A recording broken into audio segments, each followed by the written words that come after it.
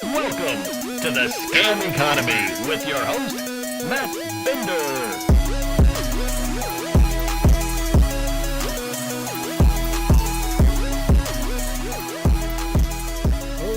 Hello. What is up, everybody? I am your host, Matt Binder, and this is the... Oh my god, I forgot to put my lights on. That's how out of it I am. 1 second. Give me 1 second. I forgot to put my lighting on. It's so dark in here.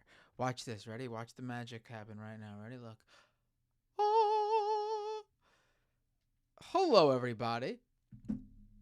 Oh my god. Now I didn't, usually I put the lights on, and as I'm online, my pupils adjust. I am just, ooh.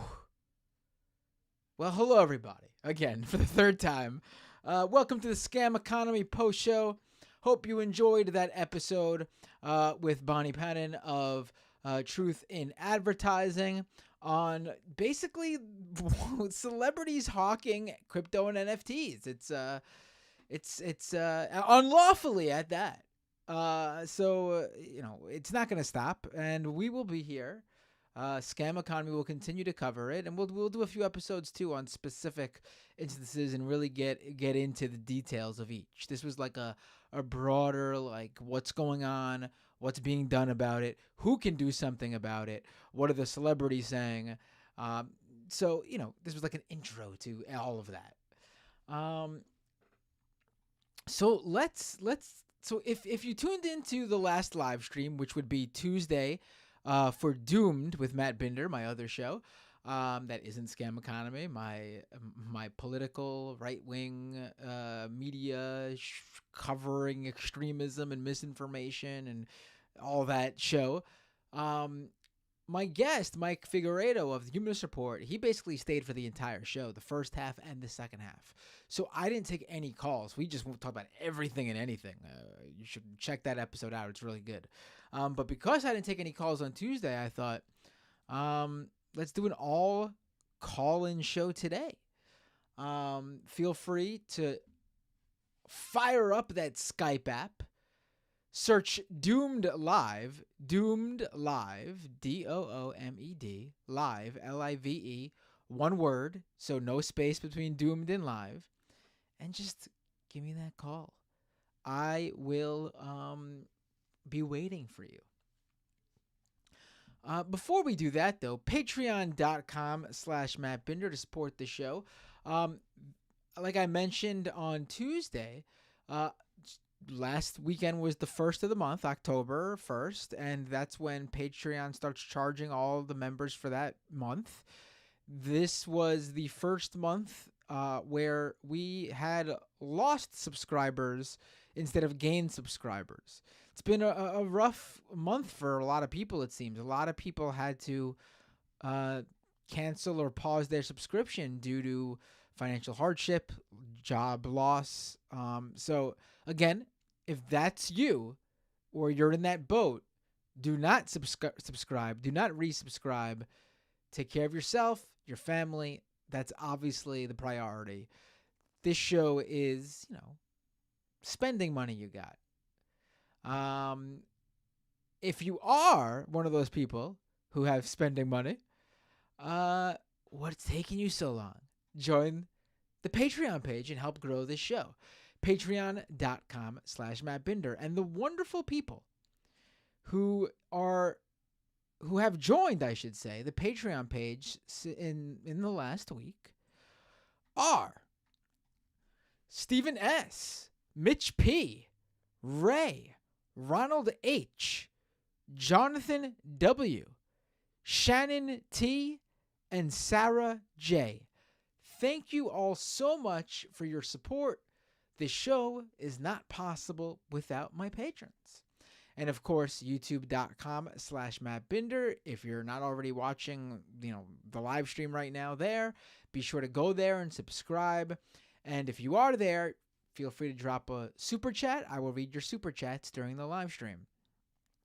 Also, go to twitch.tv/Matt Binder and follow me there. And if you're an Amazon Prime subscriber, be sure to connect your Amazon Prime account to your Twitch account, and you will be gifted a free Twitch Prime subscription every month from Amazon. They give you a freebie here, a free paid subscription, free for you, paid for Amazon, as in they have to pay whatever creator, I should say, they have to pay whatever creator you subscribe to with that free Twitch Prime subscription.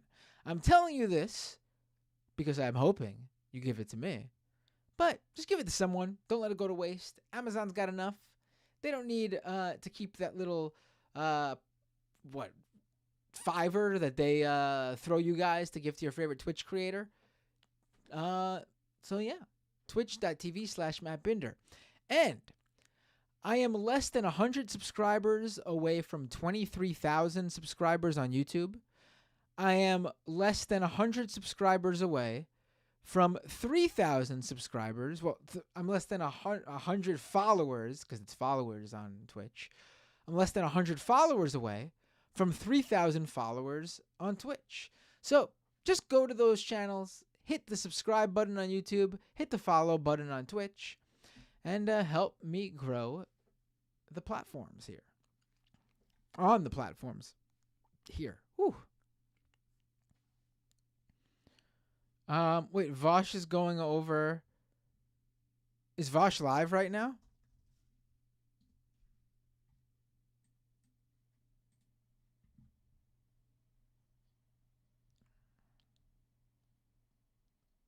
Is Vaush live?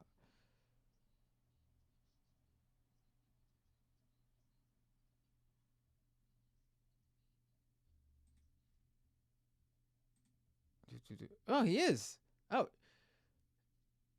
Should we stream? Should we Hold on, let me see if this is a possibility here. Give me a second.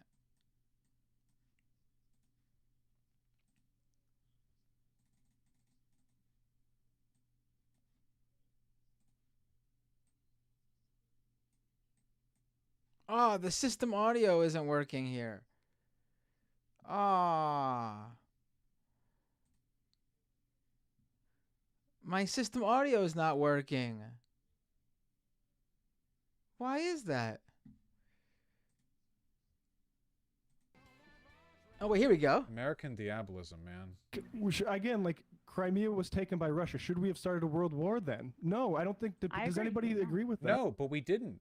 We didn't start it. We're not starting it now. We're not starting a world war. It's a conflict. So I was on Majority Report today. The state of Ukraine and the state of Russia. Me Guys, and Matt Leck and really the rest of them, we sort of disagreed on Ukraine, Russia. Support in a war without directly involving yourself. It happens all the time. Most of the time, when there is a direct war between two countries, other countries on that country's side will funnel arms and money to them. This happens like Vaush is watching me on the Majority Report earlier. This isn't some like unique and I'm watching Vaush watch me. It's not a world war. No. I don't know. Well, I think also it was a lot different. Russia doing what they did in Crimea, and then Russia, having troops trying to get into Kyiv. This is a big difference. Absolutely, it's a crime. Like it's the exact same thing as it's the same sort of crime as us invading Iraq, and like it's bad. But I don't think I think ending the conflict as opposed to I think Vaush agrees with me. For anyone asking, is Vaush mocking me right now? Should be that should be the goal. You don't. Ending the conflict, you don't get any points for ending the conflict when the bad guys win. Like in World War II, you can't, like, Hitler can't have taken over the world, and you're like, phew, as a lefty, I'm relieved. Finally, the conflict is over, as you're being, like, carted over to the death camp. You don't get credit for ending a conflict if the ending is bad. Cool.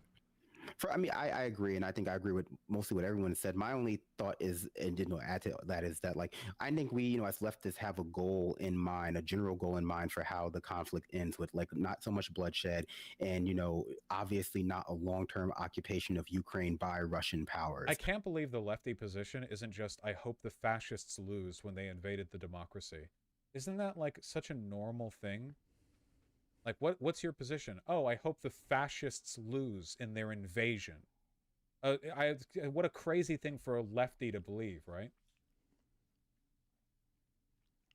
You know, or even let's say like the rolling back of Ukrainian borders. I think what we have a difficulty with is that the only tools and pieces we have on the board as an U.S. citizens are arming everybody, because we Exactly. have over the past 50 years, especially post Cold. Again, please keep in mind that funding countries that you're allied with when they're in a war is a totally normal thing that's happened talk for to as the long Vaush, as like nation states have existed, the and before Vaush that audience. kingdoms did the same thing. Wow. This is not like some weird magical US thing. War, we've gone out of our way to remove, if leaving like this sort of the veneer of like the other tools that we might use to get to the the position of peace, or at least non-conflict. We have established. No, Russia invading Ukraine is not on us. Sorry. I know we fucked them over after the Cold War. I know the shock doctrine fucking sucked. I'm not saying we fucked them over. We did Hello, fuck them over. I'm not Vaush. saying we didn't. Viewers? But no, you can't like the West has failed to investigate modes of peace when Russia just randomly fucking put a bunch of troops on the border to Ukraine and then invaded. Like, you can't, like, that just, they did it.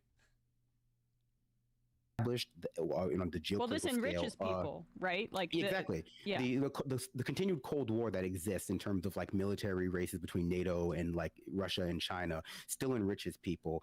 It doesn't exist. We're not in a military race with Russia. They can barely feed their own people. And rolling that back, even though it would give us better tools to prevent conflicts or solve conflicts like this, don't I'm necessarily. live And so from my point of right left, I now just find on it to my be like, stream. it's a very difficult question to ask. Like, well, yeah, like Watching how do we stop a war Vaush if you know that for over the past 50 years watch we've removed me every on option but his like more war, and we live I don't know what other thing we could have done to prevent this conflict. Matt's in YouTube chat. Matt, you're the most reasonable person here. Matt, what's going on, man? Thank you. What's Thank happening? you. Yeah, I don't know what's going on. I wish I could. I'm talking on my What's stream right happening, now. man? Yeah. What's going on? I don't know. Yeah.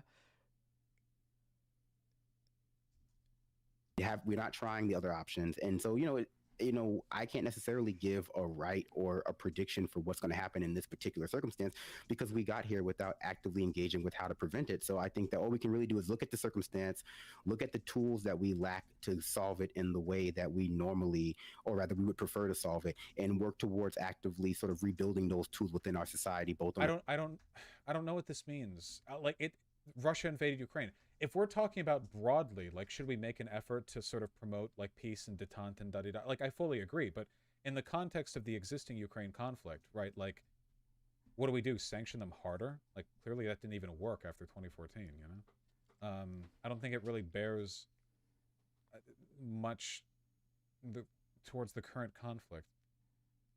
a cultural level, for people to understand that they can like actively protest for peace, or actively protest not just like special interest groups, but also just like reestablish our international bodies and international relationships in a way that we can have more leverage for these sorts of things, opposed to like I'd say like China being correct when they say like, oh, America invaded Iraq and all of the Middle East, so like what is their real moral high ground? It's not enough to go like, well, that's not a valid geopolitical argument. We're not arguing over who has the high ground here. It's about whether an individual action is morally defensible or not. You can't. It's always like what is that really meant to be a good argument from China? Like well, yeah, our ally might be doing a fascist invasion that the U.S. doesn't like, but remember when the U.S. did its own invasion? Like what learning are we meant to get from this? What information are we obtaining? Matt Binder? Yeah, I know. Matt Binder. Binder. Oh, God. Wait, is it Binder? Wait, did I mispronounce it? Is it Binder or Binder? Isn't it Binder? Nope, Binder.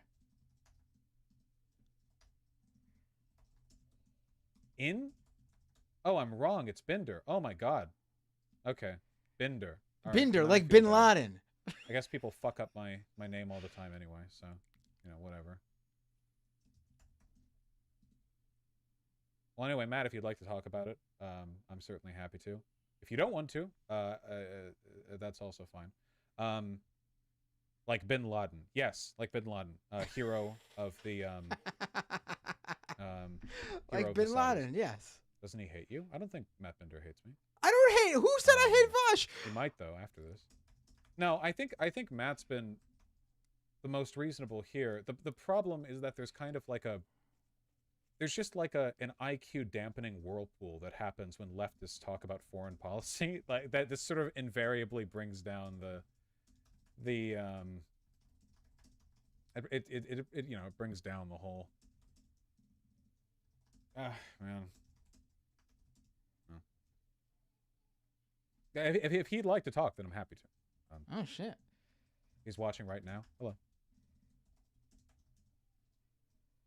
Different in our media. We have to actually Yeah, be let's working talk. towards How should tools we? that Should prove I it's do different this? Because we can use them, not just so we can point to them. But I'm sorry, I went on there kind of fast. I kind of Candace owns it. This is a good discussion, and I mean, No, it's not. I want to be clear, by the way. I genuinely do not think that the disagreements that I have here are out of malice. I think I don't know. The left is just sort of coded so improperly. Yeah, let's talk. How should we hook up? Oh, dope. Do you have Discord? I do. I do I'll, have Discord. Here, let me just Oh shit, Twitter. we're gonna do this. All right, cool. my Discord handle. There it is. Just friend request me at that, and I'm gonna go on. I'm gonna attempt to continue streaming. Matt this. Bin Laden coming in. Hell yeah. A second Matt has hit the Vaush stream. Why is it taking a while to send? Why is it taking a while to send a Twitter DM that was composed entirely of text? What did I just do? Is it because it was a hashtag, so it's like loading?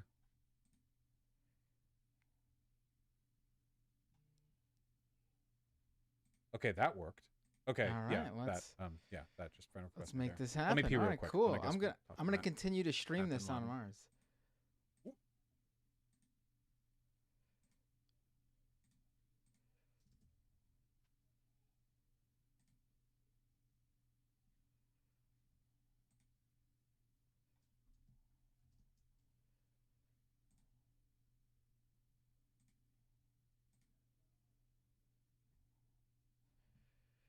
Am I doing this right? I'm really bad at.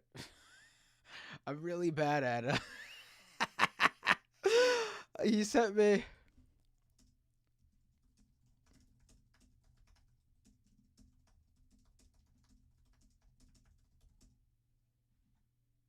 I just sent you. I just sent you a friend request, I believe.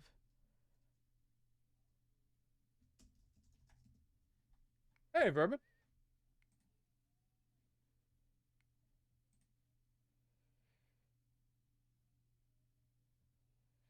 Dope. All right, here we go.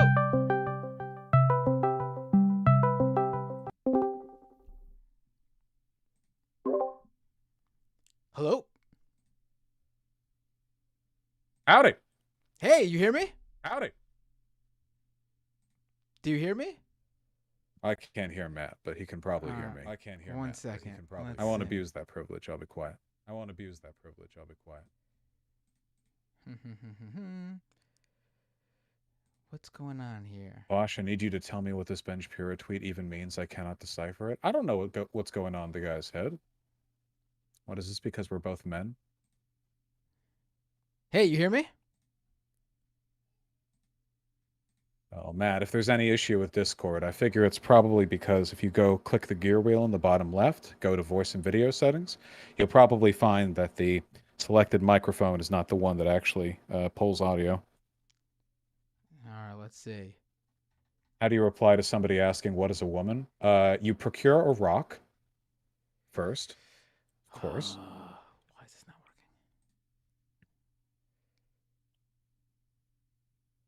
Obviously. working?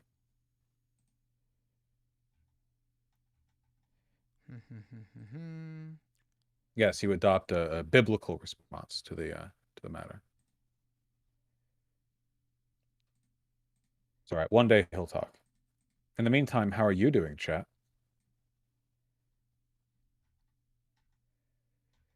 Why is that not working?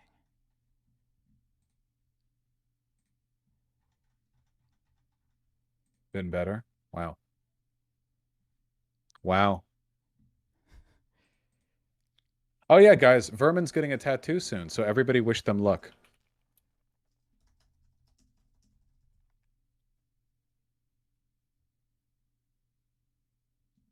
That shit stings.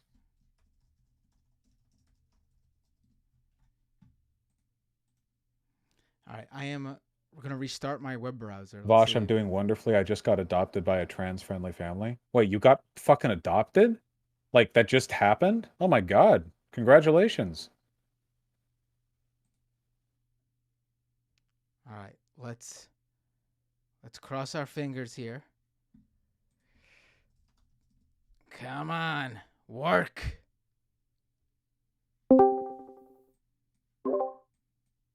Yeah, it's an entire thing. A lot of folks don't have good relationships with their parents, you know, even if they go looking for them. Ah! Whoa! Hello?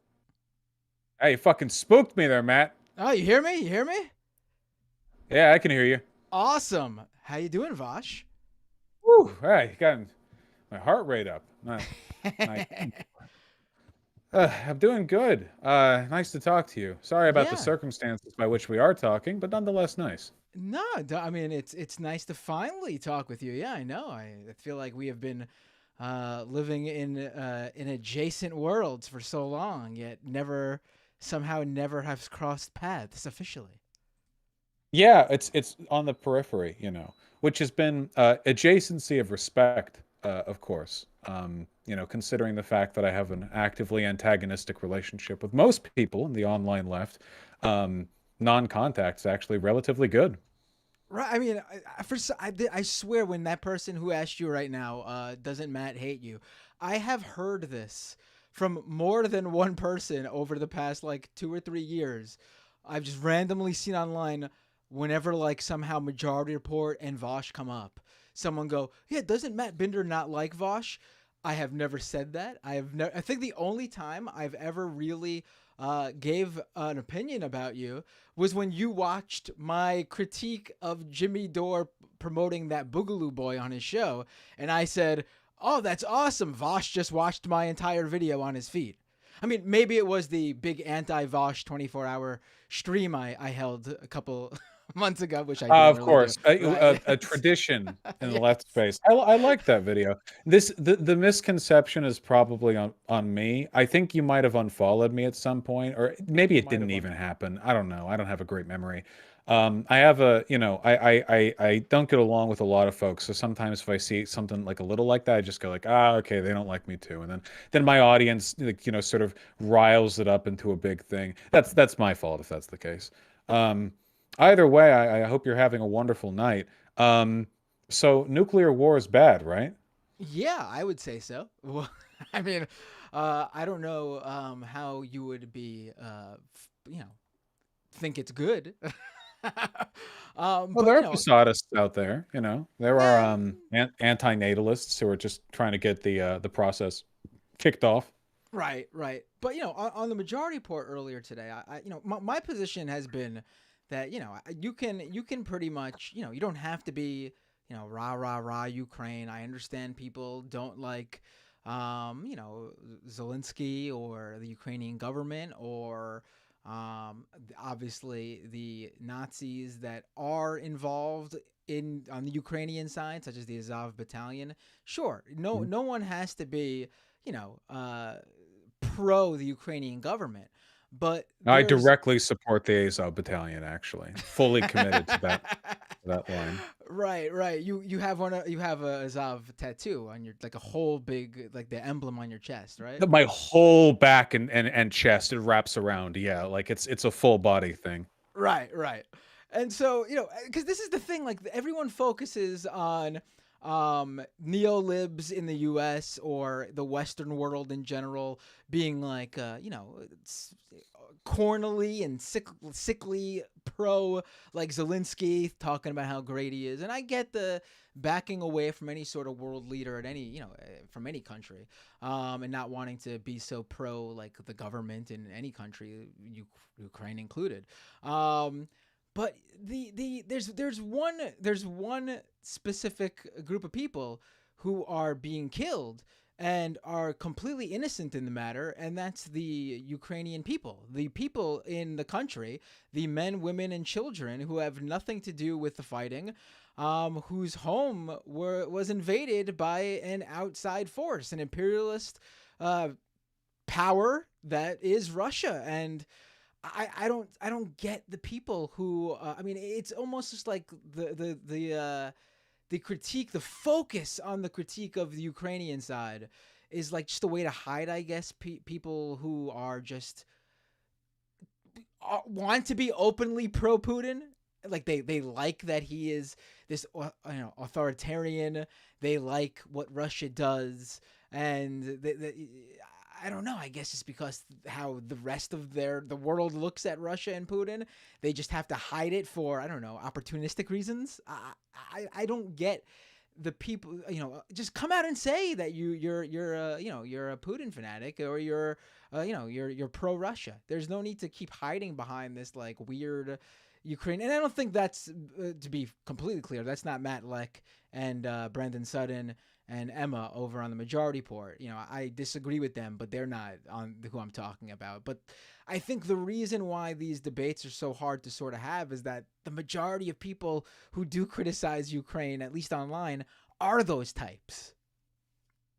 Yeah, I mean, you're going to get the problem is, unfortunately, and this is what people always run up against, is that at the end of the day, there are only two sides, right? There's the thing that can happen, and then there's the other thing that can happen. You can inject as much nuance you want into analysis, but usually in terms of your ability to affect an outcome, especially when it comes to stuff like international conflict over which an individual has a vanishingly small effect, you know, you get one side or the other. And right now the two sides are, do you provide aid for Ukraine or not? I don't think everyone who's opposed to providing aid to Ukraine is some kind of Putin simp. I think a lot of them are. I think the biggest ones aren't the tanky types or whatever. I think they're the American fascists, right? Like the MTG types or whatever, who will say like, not a dollar more for Ukraine until we do this, that, the other.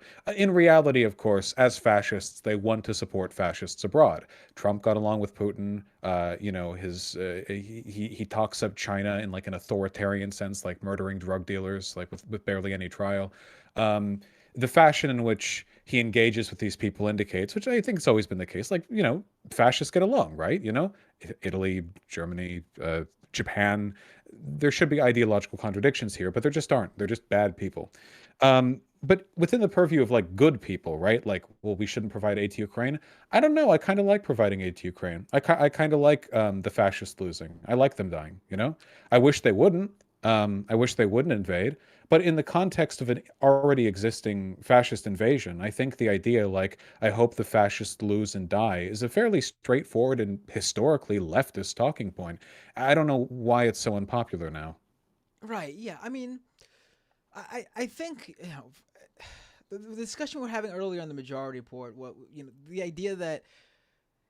I said it in the chat because this is something that I'm constantly trying to figure out. Like, what is it about Russia and Ukraine, the situation in Russia and Ukraine, Russia's war in Ukraine? Why has it been so divisive and on the left? And I think it's because the U.S. usually is either the imperialist or on the imperialist side, I guess.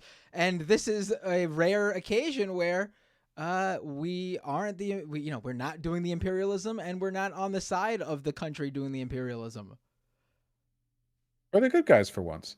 No, but well, I mean, I agree, right? No, really, right? We spent the entire Cold War being like, if not the bad guys, at the very least the other bad guys, Right. in most every conflict we got involved in. And, now, of course, the Iraq War still rings in everyone's minds when we think of like any kind of interventionist attitude abroad.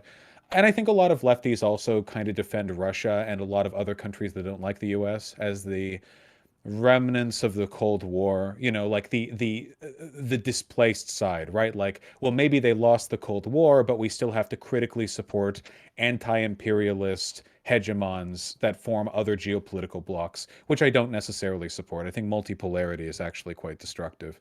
Unfortunately for us. But yeah, it's unfortunate. I just think the practical concern is like, to what extent is this like exacerbating nuclear tensions, right? I mean, I Right. think that's like the most sensible concern.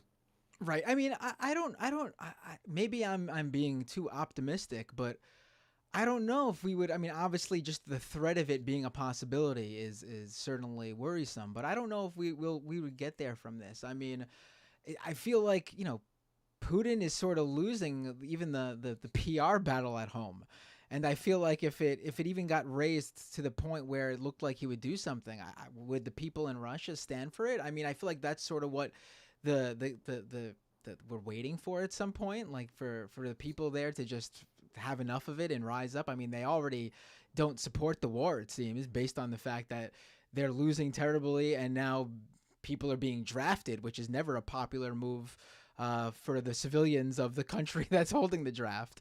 So I don't know if that's something that's a possibility, but I feel like that's what the U.S. government might be holding out for. Well, I hope for it too. I mean, I think this comes across as rather ruthless on my part, but I genuinely believe it. Russia's functionally a rogue state right now. They don't get along with China. The only countries that will go to bat to defend them are like North Korea and Syria. Like they don't represent a broad coalition of geopolitical interests. They're an autocracy. They're deliberately violent. They constantly threaten to begin nuclear war. I mean, they threaten nuclear war with us all the time.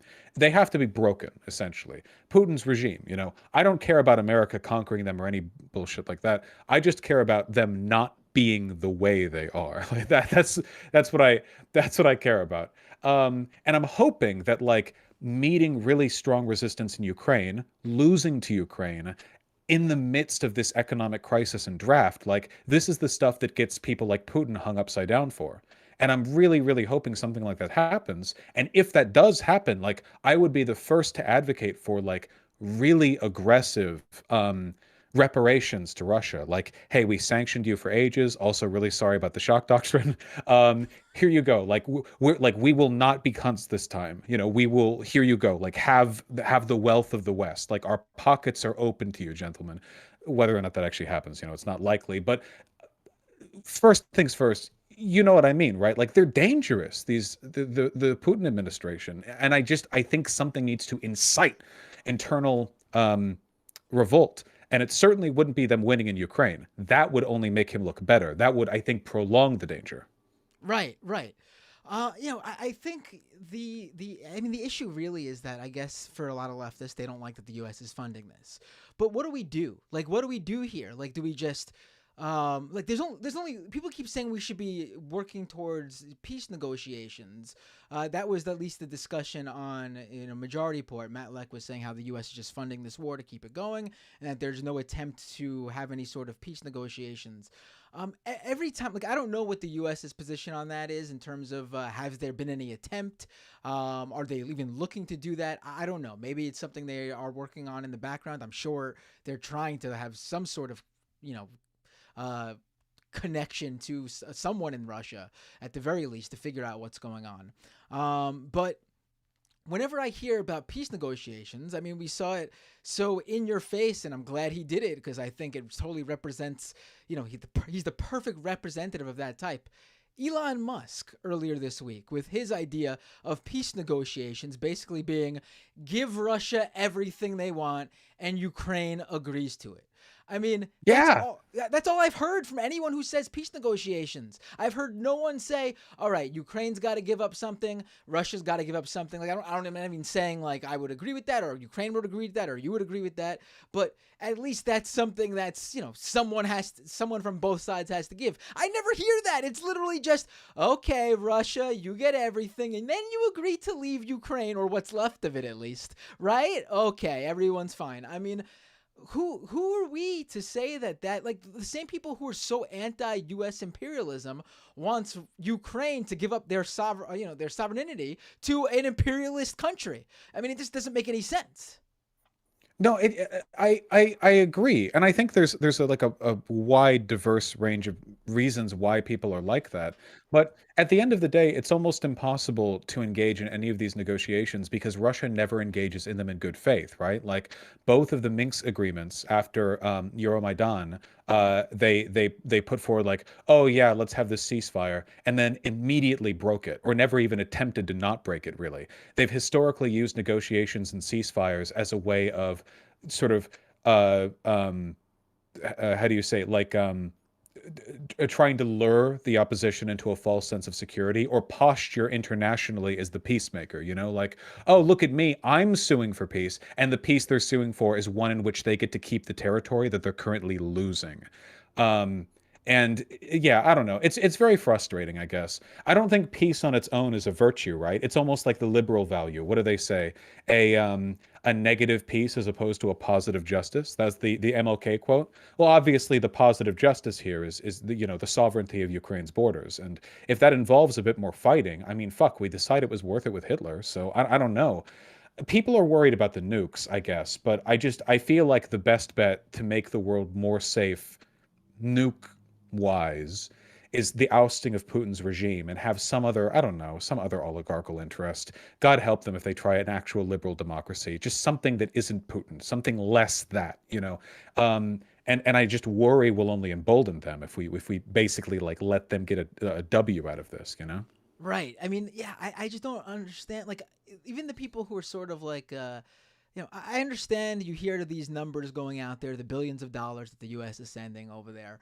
But you also should know that if you're a leftist, like that's also like a Marjorie Taylor Greene type take where, oh, we're sending all this money over there and not investing that money here. I mean, that's not like that was earmarked for people here. And we were like, oh, sorry, impoverished Americans, we can't feed you. Directly from the homeless vet fund. Yeah. Yes. It's not like that money was going to the people here anyway. I mean, it was going to go to some other, to do some other, foreign policy shenanigans the U.S. takes always gets itself involved in some other country. So I mean, that's not the take. If you're, I can understand, and I agree with the take that, and this was one of Matt Leck's takes that, we're sort of just sending money over there and not really putting any, rules to the use of that money. Like maybe we should be like, all right, probably we should not be boosting Azov battalion. Isn't there a whole rest of your military we could be helping out here? There could be certain oversight on where the weapons go and things like that. Yeah, I mean, it's difficult to maintain that because like a country being invaded is going to have logistical problems. Like countries, even when they're not being currently invaded, have like pretty big logistical issues. Like the U.S. Pentagon has a bunch of money that just went fucking missing when they were audited. And I can only imagine it's much worse in like a post-Soviet country that's currently being invaded by the inheritor state of the Soviet Union. I expect a degree of misappropriation. It seems like for the most part, like pretty good use has been made of what we give them. Like we haven't heard of any like third factions cropping up anywhere. Like there haven't been any militia groups that have like claimed an oblast or a village or something in the name of some other cause. It's all been pretty consolidated under the Ukrainian security forces, which is honestly more than I expected. So I'm happy with that. And they're making good use of what they have. Even if the Azov battalion gets their guns, I mean, they go over to Mariupol and get fucking killed by the Chechens. So in that case, it's Nazi on Nazi violence. So I'm coming out on top no matter who actually wins in Mariupol. Not the civilians though. A lot of people died there. It's just, I don't know. It's just I guess the left is just missing an opportunity to delight in a military victory over an unambiguous fascist bad guy, and we're meandering here in a way that makes us look bad politically too. Liberals have correctly sided with Ukraine. I don't think it makes us look that good from the left when they look over to us and we're making the same claims like Marjorie Taylor Greene does. Like we're like rubbing our hands and going, well, maybe that money should go somewhere else. Maybe, Putin should keep the territory or whatever. It makes us look pretty weird. Right. I mean, if I don't know what a peace negotiation would look like. What I think is that the Ukraine should win the war and Putin should leave Russia. Like that's another thing too. Like we keep talking, like the leftists keep talking about how to end the war, and they always like purposefully ignore the most obvious and quickest way to end the war, and that would be for Putin to fucking pull Russia out of Ukraine. They never mention that though. Like that's it. War over if Putin pulls Russia out. Like that's it. They never, no, literally, they never bring that up. They act like it's unreasonable for us to expect them to accept the condition that they not do the unjustified fascist invasion, which is so weird. Like, why? It's almost like Russian propaganda. Like you're giving them that as default. It's like, oh well, the invasion's already begun. Like, no, you can't factor in their invasion as like a neutral moral, like just initiating factor, like some coincident issue that we just have to live with now. That factors into the morality of the equation here. It certainly delegitimizes any like peace talks they attempt to make, right? Like the only reason they're making peace talks right now is because they're starting to lose. It makes them, I think, look quite silly, right? Like they would posture for this 3-day military intervention, and now they're doing like a full mobilization, and their like economy is failing, and their protests in the streets, and they're losing territory, and it's like, okay, well, do we really have to give them anything here, honestly? Right. I mean, yeah. If they walk away with Crimea, I mean, it happened in 2014. Ukraine didn't, they weren't happy, obviously, and I'm sure not everyone in Crimea was happy about it. But if Russia walks away and keeps Ukraine, and that's keeps Crimea, and that's the end of it, that wouldn't be the worst possible solution. But to give up the mainland Ukraine, it just doesn't make any sense, especially when Russia's doing these faux votes for annexation, and clearly rigged to beyond belief. I mean, the idea that, oh yes, they voted for it, come on. I mean, and to even like sort of hold, like what was Elon Musk's suggestion? Oh, that like the UN sanction a vote in those 4 areas. I mean, that's still ceding the ground to Russia, saying you were right that we should ask these 4 territories whether or not they should be part of Ukraine or Russia. I mean, it's just bizarre, and especially bizarre. I know the focus isn't Elon Musk, but I fucking hate the guy, and it was especially bizarre for Elon Musk to do that after he gained the good grace and fortune from the Ukrainian people for his help via Starlink. I mean, it was like almost like it's understandable, but like I was gagging at all the Ukrainian officials having to constantly go, oh, thank you, Elon Musk, for your help with Starlink. And I get that they needed that shit, but I was like, oh my God, I fucking hate hearing this. But now they're saying like, fuck you to him, and I love it. I mean, the guy couldn't help but fucking just be one of these pro-Putin, pro-Russia a-holes, even to this country that basically was treating him like a national hero. It's amazing. Yeah, I mean, he's leaned really hard into the Republican thing since then, and he's, with the culture war bullshit. He's also like done a lot of like sussy shit. Workers are better because they'll work for 25 hours a day and they don't have labor laws.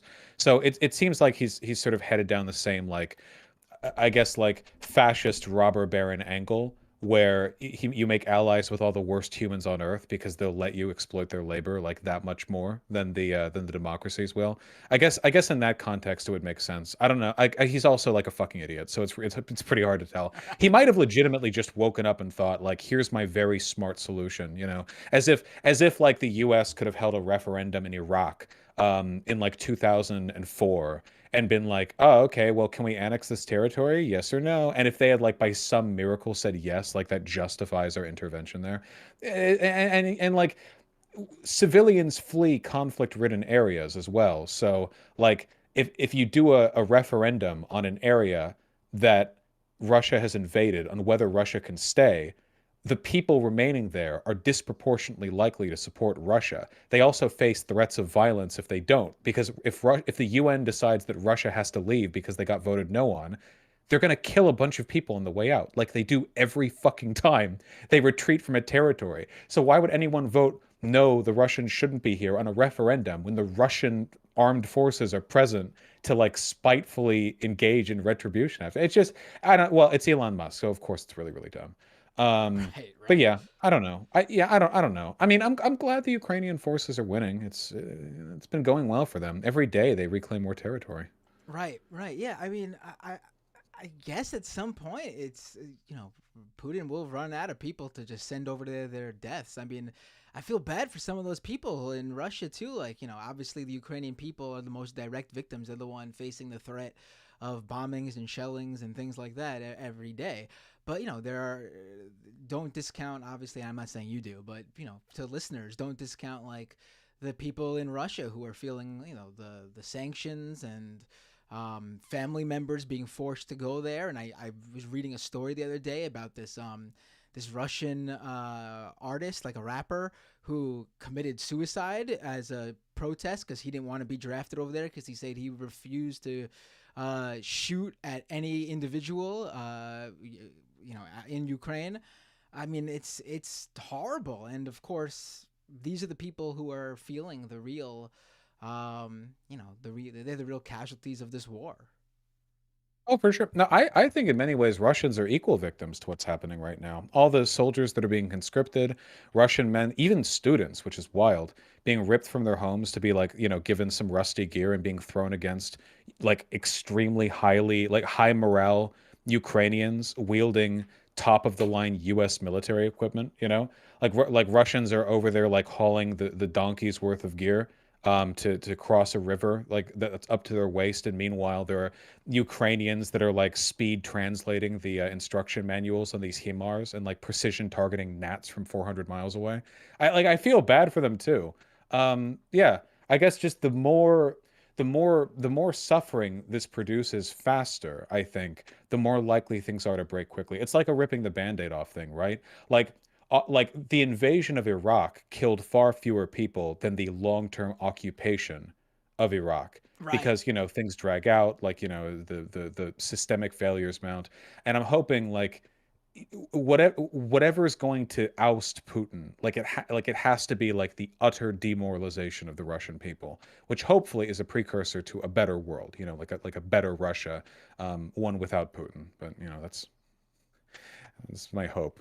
That's the dream world of the future, right? I mean, there's only one way that happens though, and that's if the rest of the world continues to put this pressure on them. I mean, the people in Russia certainly are, even before the draft. Obviously, I'm skeptical always of why corporations do what they do, but all these Western companies and restaurants and chains leaving Russia. I mean, I remember reading the stories like when some like athletic, I remember it was like Adidas or Nike, they pulled out, and like the lines from people to buy the stuff the last day before the store closed. Like, you don't think like people in Russia are getting sick and tired of feeling like they're in this like walled garden of cut off from the rest of the world? They're not used to it like like maybe people in China are, and it's not that big of a deal. Like, Russia doesn't have all these Russian based companies that basically are like the US or the Western world's version of this fast food chain and this clothing company and this service and this product like China does. So I'm sure it's hitting people in Russia a lot harder, that like, oh, I can't do this, I can't get this, I can't use this. We're like in a different universe. No, I completely agree. And this is why I get so angry when you have all these, and this is the line for me, right? You have all these OPSEC, like liberal pieces of shit, who, when Russians were fleeing from Russia to avoid the draft, they were like, no, stay in your country, fight against Putin. Which, A, is the same logic that fascists used against Syrian refugees, and B, it's a reaffirmation of the logic that people like Putin use to stay in power. Because to the Russian citizen, they may think Putin is bad, but if they believe the rest of the world hates them, which is what the Kremlin has always been telling them, you know, that they're like the last onslaught against American imperialism and the rest of the world would disintegrate them if they could, they will choose Putin over annihilation.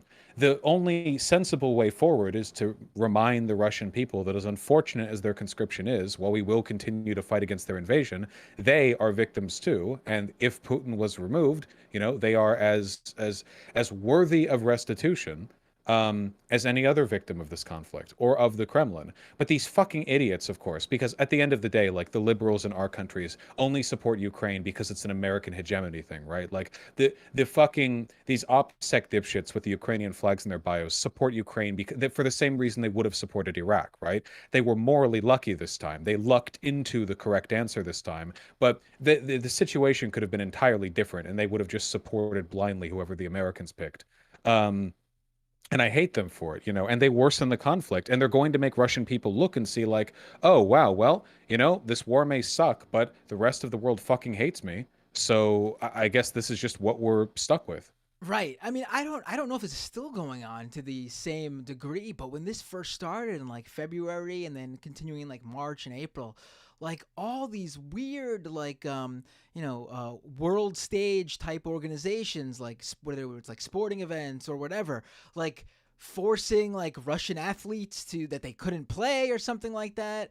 It was just bizarre, and that's not going to serve to like if the whole point. I don't even like if the U.S. government's end game is that like the Russian people do end up turning against Putin, like that certainly wasn't helping the issue. It's only going to enforce those ideas that, oh, they don't hate Putin, they hate me because I'm Russian. Exactly. Yes, yeah, like, and canceling Russian plays and shit. Like, isn't the point of international media and art the idea that beyond the state, beyond the border, we are all brethren, like we are all brothers and sisters across the world? Like, and you know, we may fight, but our people enjoy the fruits of each other's cultural production. Is this not like a unifying moment for us? But when the liberals turn around and they go, no, now we can't listen to Russian films and watch Russian plays, and like with their, it becomes an essentialist ethnocentric argument against the existence of the Russian people, which is insane. Right. And on that too, like back to our discussion about like lefties' reaction to all this.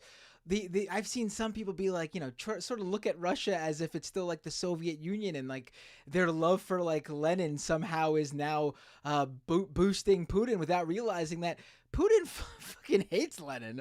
Like he said it over and over again in many speeches that, he thought he was did not fucking agree with him. He was not a fan of Lenin. And he even criticized Stalin too for all the Stalinites out there on the left. I mean, he's not in that same vein as Lenin or even Stalin whatsoever. He's not like your Soviet hero. It's bizarre to see some of the people look at Putin as if like, oh, he's just one in their line of Soviet heroes.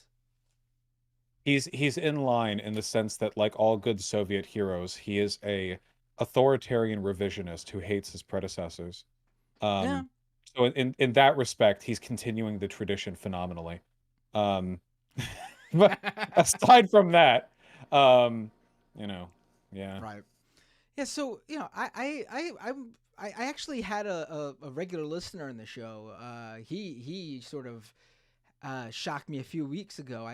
He's this guy Rene from Chile. He's a really good source I have. I had him on the show for a number of times over the years to talk about what's going on in Chile with their socialist, for that country, their socialist president. He's millennial, and he sort of out of the blue shocked me with his take on Russia and Ukraine, sort of against them both, like not liking the idea of, he doesn't support Russia, obviously, because he's anti-Putin, but he doesn't support Ukraine because of the Nazis there. But I mean, again, it's pretty simple. Like, you don't have to support any. I mean, I know it's not everybody's take, but if it really rankles your feathers, like if you need to be distance yourself from any sort of government entity, you feel like you're that contrarian, you don't have to support Zelensky and the Ukrainian government or any military in Ukraine. But the people in Ukraine are the ones taking all this, and they're the ones who are invaded. And if you looked at what the U.S. did in Iraq as horrible, and you were for the Iraqi people, I mean, the same thing extends here. I mean, I'm sure none of you who wanted, us to leave Iraq and stop, killing all these poor Iraqi civilians, I'm sure none of you were like cheering on the I don't know, whoever, the Iraqi military or whoever we were still fighting over there at various points over the years, Al Qaeda or whatever. I don't know. Oh yeah, for sure. I mean, it's I don't know. A critical distinction here as well is that in those cases there was nothing Iraq could have done to defend against us. Like there's nothing anyone can do against us. Whereas in the case with Ukraine, this is an opportunity for like an actual difference to be made, which is generally not the case when lefties take like geopolitical sides, right? It's I don't know. It's just a unifying thing, I think, to an extent. A repudiation of global fascism. There are Nazis with Ukraine, sure. I mean, first of all, former Soviet states have a problem with Nazis broadly. It's hardly just a Ukraine thing. Ukraine's probably a lot better off than, say, Serbia. Or it's a lot of its neighbors. Um, and what's more, like it's really more about the ideological motivations behind all this. The Nazis in Ukraine fight against Russia because they're Ukrainian nationalists. Right. But the maintenance of Ukraine's borders is not itself like a Nazi goal, because there are plenty of Nazis on the Russia side as well, like the Wagner Group and such, and Oh, of course, you never. And again, this isn't the the good faith leftists, but like the Dorites, the Jimmy Dorites, they love bringing up Azov, which is fair, but they never bring up, like you mentioned, the Wagner Group or any of the other Russian nationalists, or the various different factions on the Russian side, like the Chechens and their horrible leader there, who for some reason these weirdo contrarian quote unquote lefties seem to love that guy. Yeah, you mean the guy who's ideologically just Kadyrov, the guy who is just a Nazi, like in every ideological sense, like might as well just be a Nazi and that's it. He got made an army general just the other day as well. This guy is about as far right as you can get ideologically. I mean, he's got like war crimes tattooed all over him. And but a lot of lefties really like him. And I think that I think a lot of lefties are basically just nationalists for anti-American countries. Unfortunately. I've noticed that like pretty often too. I mean, Dorr is an obvious case. Like he's just a fascist who appeals to American conservatives. Oh, it's so From the Jimmy Dore. Yeah. He has no reason to talk about any of this other than the fact that he's obsessed with growing his right wing audience. Like, listen, I have my opinions on this, based on my my ideological beliefs, but I'm in no way like a foreign policy expert, and Ukraine is in Russia. Is not my forte. So on my own show, like when my audience talks with me, when they call in, I take calls and it comes up.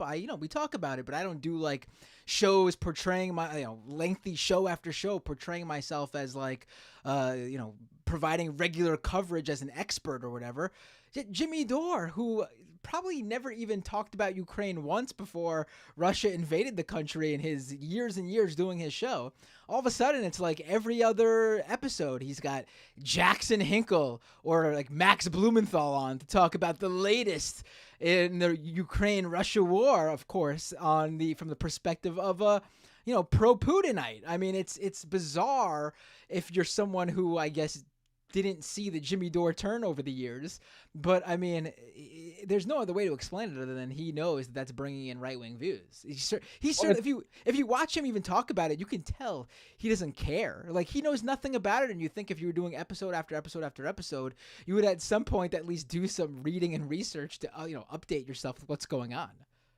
No, Dore and Hinkle are just here for the money. I think Blumenthal is legitimate in his dishonesty, in the sense that they're essentially just like they're like the America First Front back in like the 1930s, right?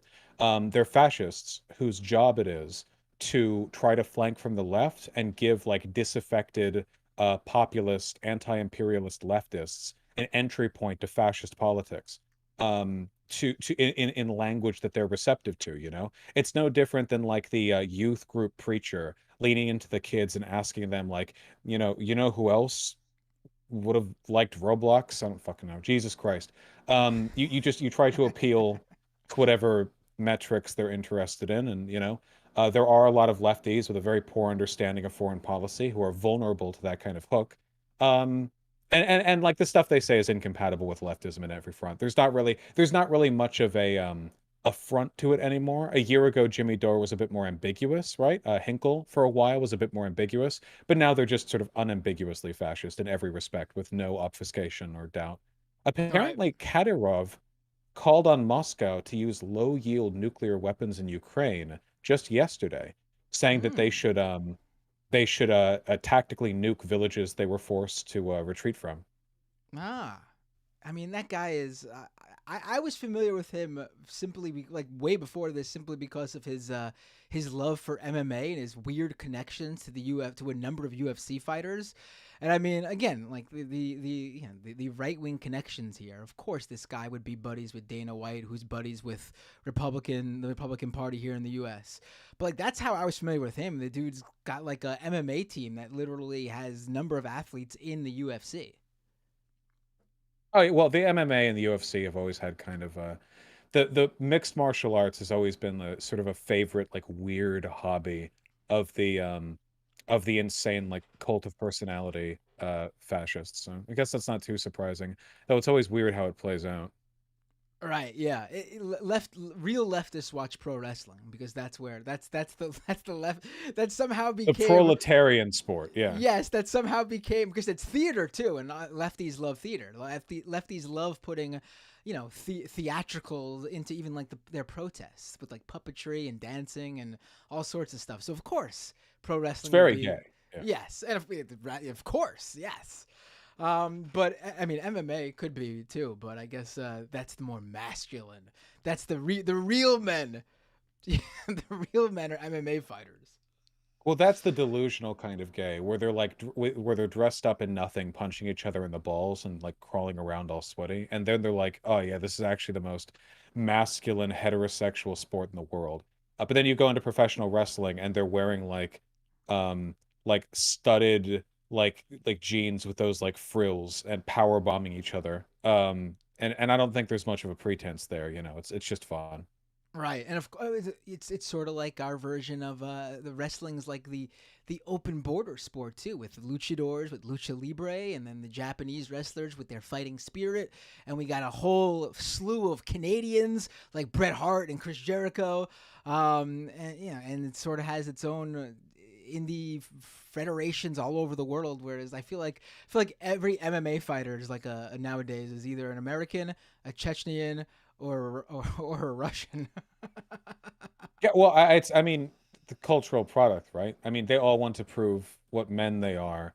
It's just a very popular front, I guess, and apparently a good entry into politics. I mean, Andrew Tate, of course, got into it with MMA. So it seems like a good, because you start with the vitamin supplements and the here's how to be a man and pick up chicks, and then you get into like the real good shit, like why you need an ethno state. Um, but it all starts in the ring. Yep, yep. I I'm glad we're both anti-fascism and anti-nuclear war. I was going to spend some part of the night reading up on South Africa and doing some research, so I'm probably going to have to head and do that. But All I'm right. happy to have finally had an opportunity to speak with you. Yeah, this was a lot of fun. This was a good talk. I enjoyed it, and yeah, we should do more in the future. I'd be happy to talk with you in the future. Sounds. And I think we are the only. said anything spicy in the video. Oh, yeah. I think you and I are actually the only two real lefties to ever step foot into the Tim Pool compound. Yes. Wait, actually, I can't think of another example. Oh, and Right. good job with that, by the way. Oh, thank you, and same to you. Yeah, it was a lot of fun. I just hate flying, man. I just fucking hate because they do it to put you on their turf, right? Like it's a lot easier to hold you um to hold you to the ground when there's like Oh, three people there and they got the spotlights on you. Yeah. right. That didn't bother me as much, and I heard it through the grapevine that they did this to you too. Um, they didn't tell me I could bring a laptop and that I had the ability to also look up and fact check them live on air. I mean, when you go on any other live program, that's not the case. Like, sure, when I'm live streaming and sitting in front of my computer talking with you like I am right now, I do that. But like, I've been on other live TV, and you don't do that. You don't. They don't let you bring your computer and open it on the desk and research live on the air. If they had told me I could do that, I would have brought a computer. I heard they did the same thing to you and didn't tell you that you could bring a computer. I don't think I knew the first time. I knew the second time, but I had to stand guard and maintain eye contact with Charlie Kirk because he's taller than me and he's got a long reach. He could have got me from across the table at any moment. I had to keep watch. Yeah, I don't think it was purposeful. I don't want to spread any rumors, but would have been would have been nice to have the laptop. But I think both of us held our own without it. So yeah. So it was ladies and Yeah, gentlemen. You're winning my debate by bringing the YouTube video of loud air horn .wav along with me, so that whenever I don't have an answer, I can just blare it right, across right. the studio.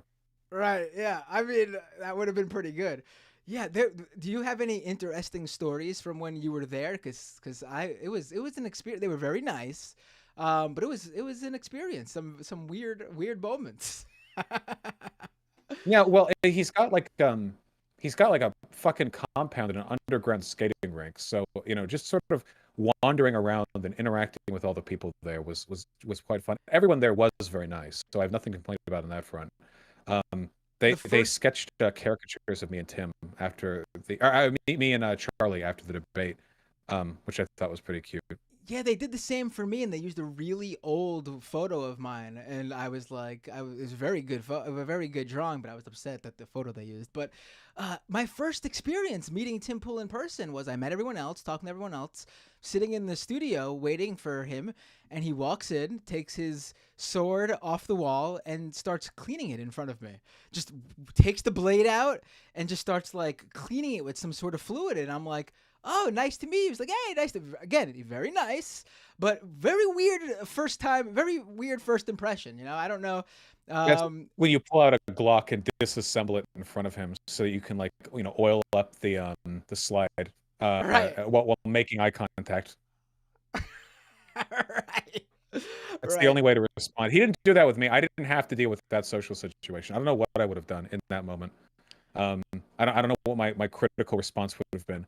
Maybe you like you walk up to him and you sort of just like slap the edge of a sword, like bleed all over the place. You're like, that's pretty sharp, bro. And then you like claps from blood loss. I don't know. I don't know what the right right, move is there. right. He also showed me this old like Civil War era rifle he had up against the wall, and he was like, "You want to pick it up?" And he told me how old it was, and I was like, I'm not fucking touching this thing. And if it like falls apart in my hands, he's gonna blame me for breaking it. So I didn't pick it. I was like, no, I'm good. And then I didn't see this clip, but someone told me that like a few weeks later, he brings up how he had a leftist on the show who was afraid of touching his guns. And I was like, I would have touched a gun. It was the fact that it was some old ass gun that was sitting up against. For all I knew, it was broken to begin with, and he would have blamed me for breaking it. Yeah, he fucking got you there. He hands you a gun. It's got like poop smeared all over it, and you're like, wait, no, I don't want to touch that. And he's like, lefties. He rolls with that for the rest of his career. Yeah. Do you know if it was it a Union or a Confederate rifle? I'm not sure. I don't know. It was. I just recall it sitting there and him asking if I want to pick it up, and I was in my head. I was like, I do sort of, but it's also very old, and I don't know what who knows what would have happened if I picked up that rifle. It could have fallen apart. It could have went off. Rigged to Rigged. explode. Yep. Yep. Yep. Yep. But we'll have to. I guess you have another segment to talk about, and so we'll talk Yeah, about our. we'll discuss appropriate responses to the sword polishing opener in the future.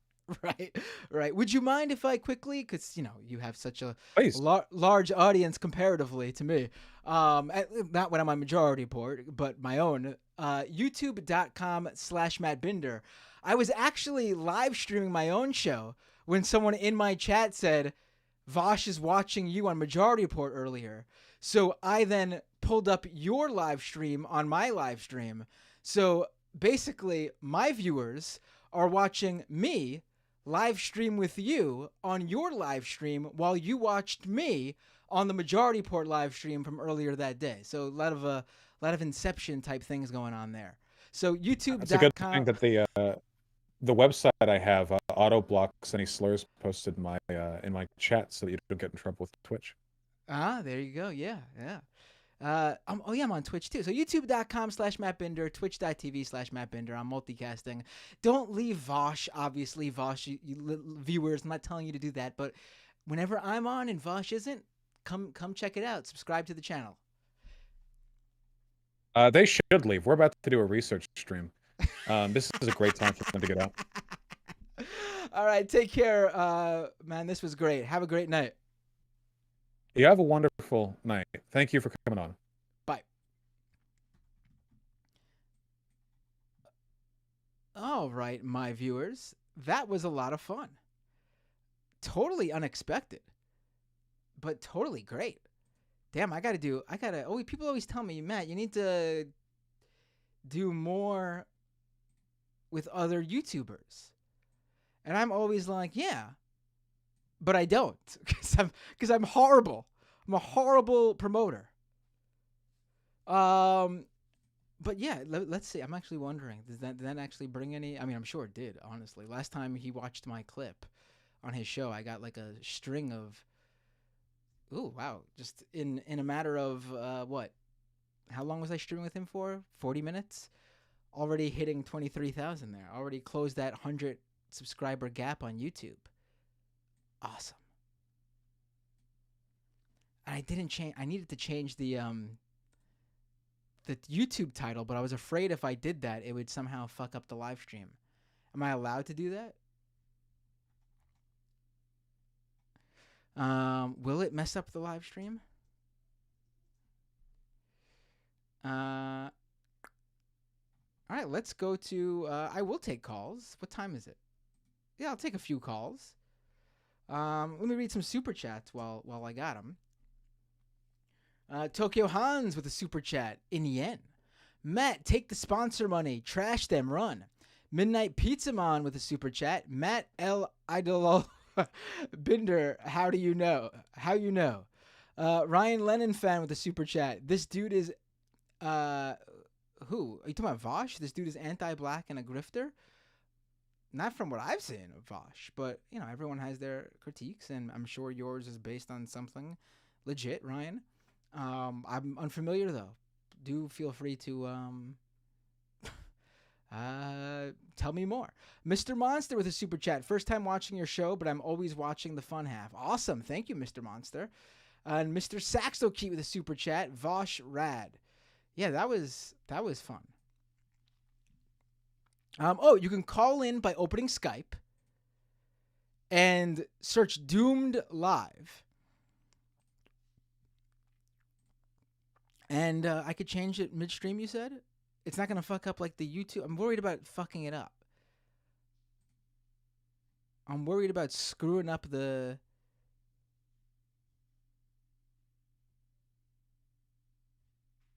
Huh.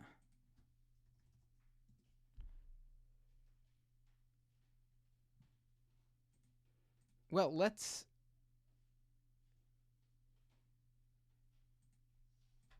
Oh, wait, someone's calling in. Let's do this.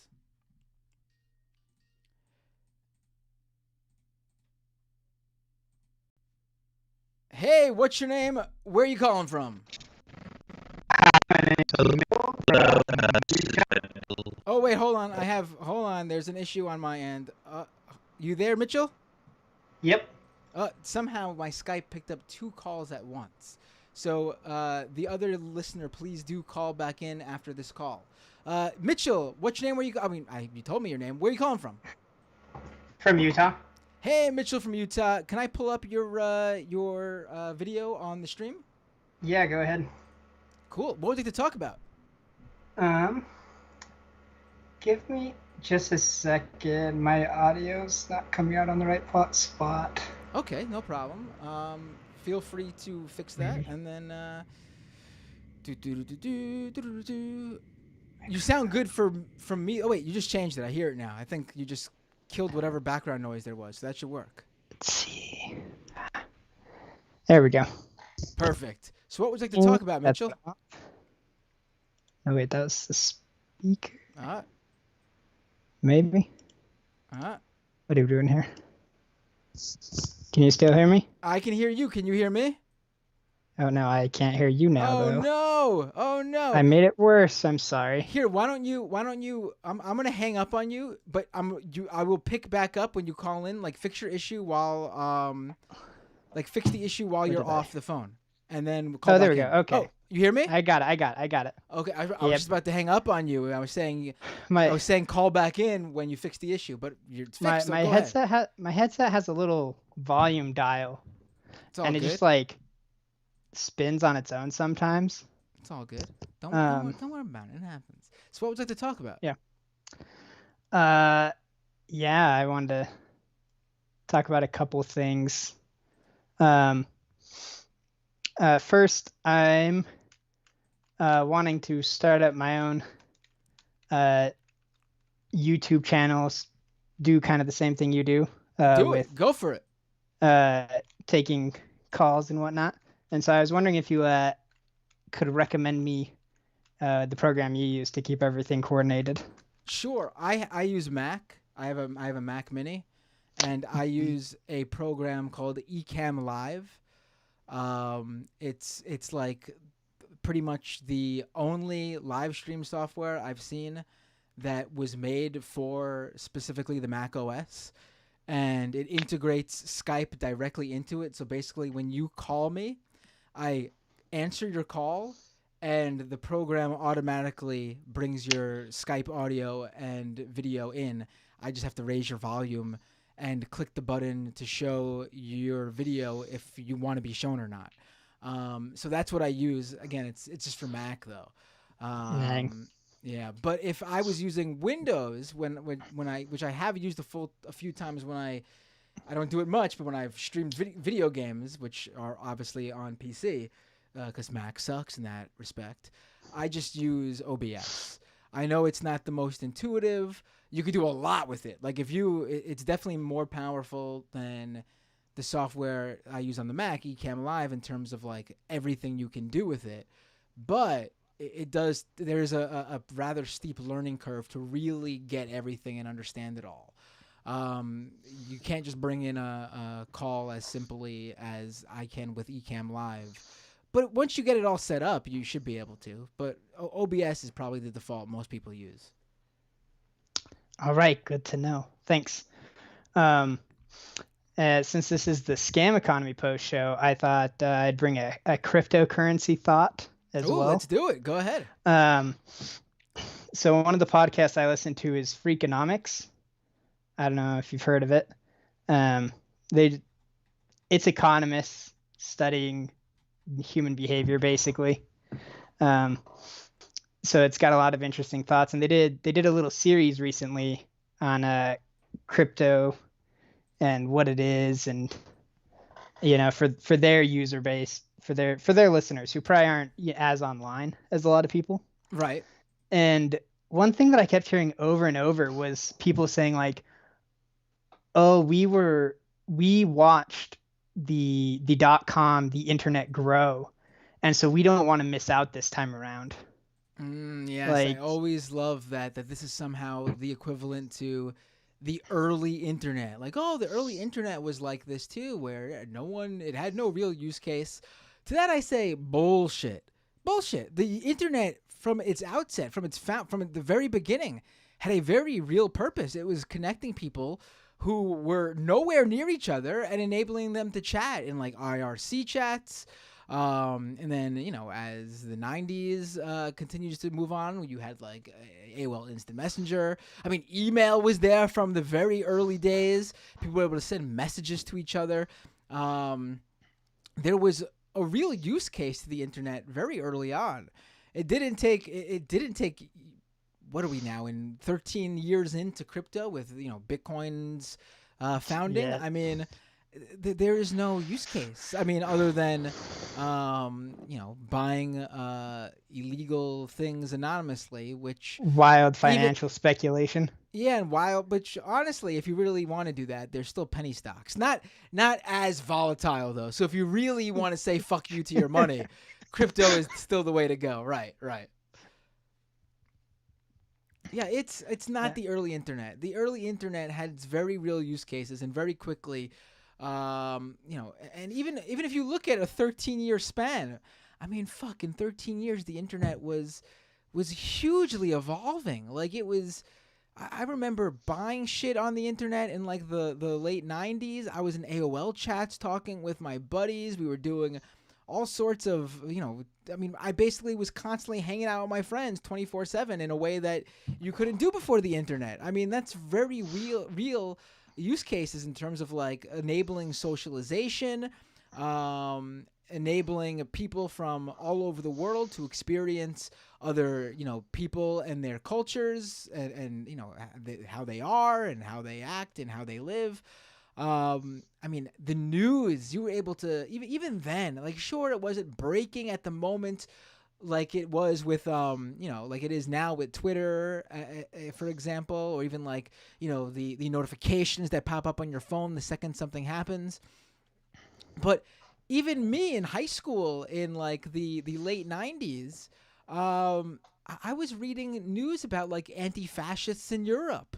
Because I was like, I was a teenage punk rocker. I mean, I'm a punk rocker, but I was like a teenage Not punk teenage rocker. anymore, right? Yeah, not teenage anymore. Far from it, right?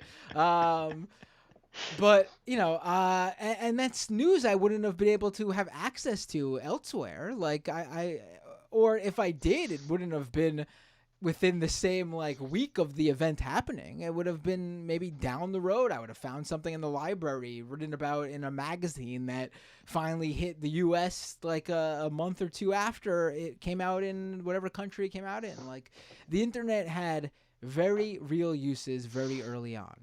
And it even had its wild speculation too with the early domain name registration rush. I mean, so if you really wanted that gold rush feeling to it, even the early internet had that. They had that early crypto aspect. And if you ask me, domain name speculation makes much more sense than the crypto bullshit. I mean, domain name, at least you fucking build on top of that, and like it's actually like the website you build that has the value it's worth because of the content and what you actually built on it. It's not just like, oh, I got a bunch of tokens and I just got to cross my fingers that the right celebrity tweets out to their fans that, hey, you should buy this. And then I quickly got to, dump the coin on all these, these people who just bought and so they're holding the bag. Like, I mean, it's ridiculous. It's a very bullshit comparison, and if someone says that to you, you should automatically disregard everything they say because they're disingenuous to say the least. Yeah, I guess I hadn't really like heard that like FOMO argument. That was like, because definitely I do get most of my crypto just from here. I'm not like watching crypto spaces or anything because it always seemed sus to me. Even like in the early days, it just never quite made sense. I was never like, I see why this is useful. And so I guess good to hear from someone who remembers the early days of the internet that even in early on, it made a lot of sense and it was having use cases in a way that crypto just hasn't, even as you said, a decade on.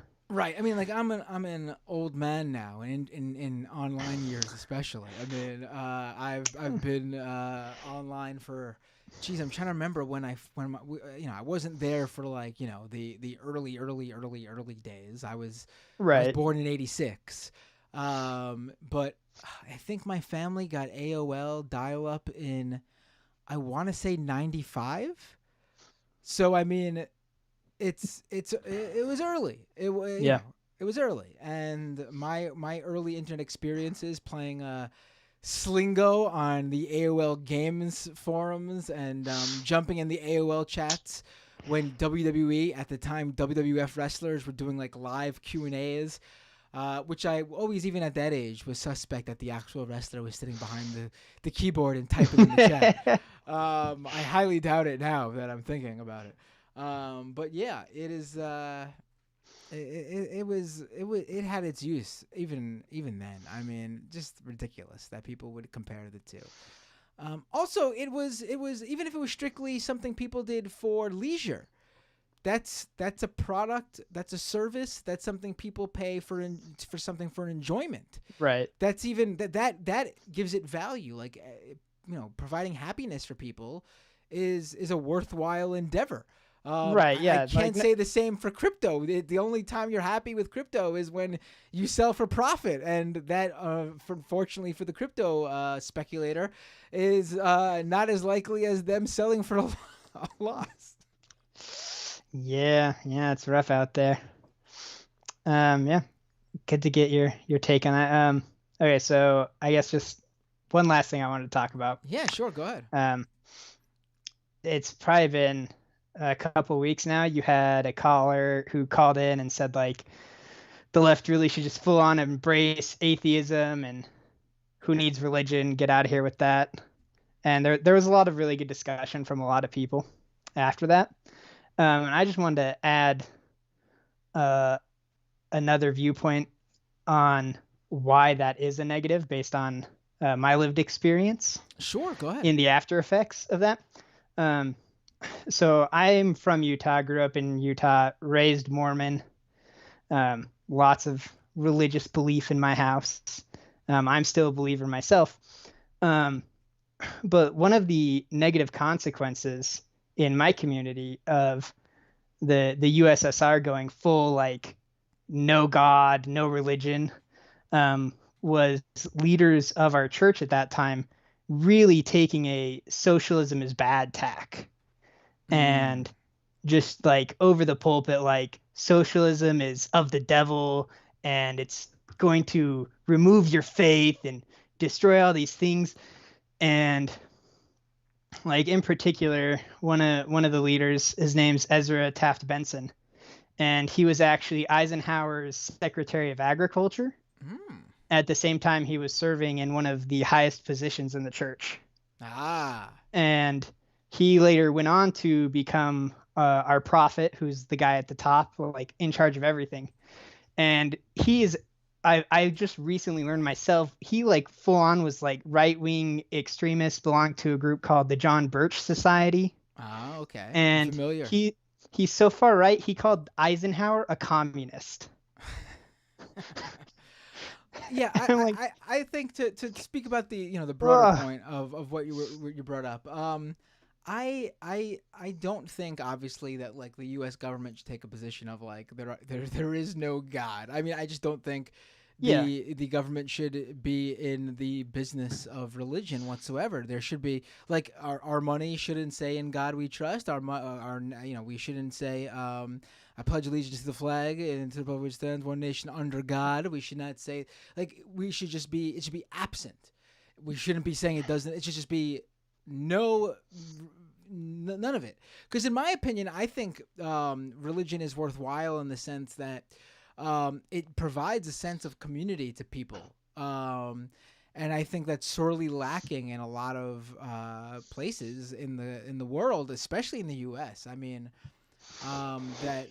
this was something else we were talking about on the Majority Report earlier today, and Matt Leck made a great point about like the bowling league doesn't exist anymore. Like the places people would go to socialize no longer really exist. You go you go to work, you go home, you go to work, you go home, you go to work, you go home. And to the extent that there is a third place that you go to, it requires your money. It's like an establishment that you have to spend money at, like a restaurant or a bar. Like sure, yes, you'd have to pay for a bowling league, but that was more about the camaraderie and the socializing than it was about spending money. Like you what could good go, options are there for just to hang out and have a good time with people? yes, like you could go throw down the money to play one game, whatever much that costs, maybe $5-10, I don't know, maybe 20 nowadays. Who knows? I've not been bowling in a long time. But like, and that's it. There is no expectation you had to spend more money to stay in the establishment. You know, you go to a restaurant or a bar, they expect you to keep ordering if you're going to stay. Otherwise, get the fuck out. You're loitering. Right. So I do think religion is good in that sense. And also I think it's you know, I don't have a problem with people believe in God. Like I'm a non-believer. I don't call myself an atheist because I think atheists make themselves sound very stupid because they find the need to be so adamant about the God not existing or religion being bad, and I don't agree with that.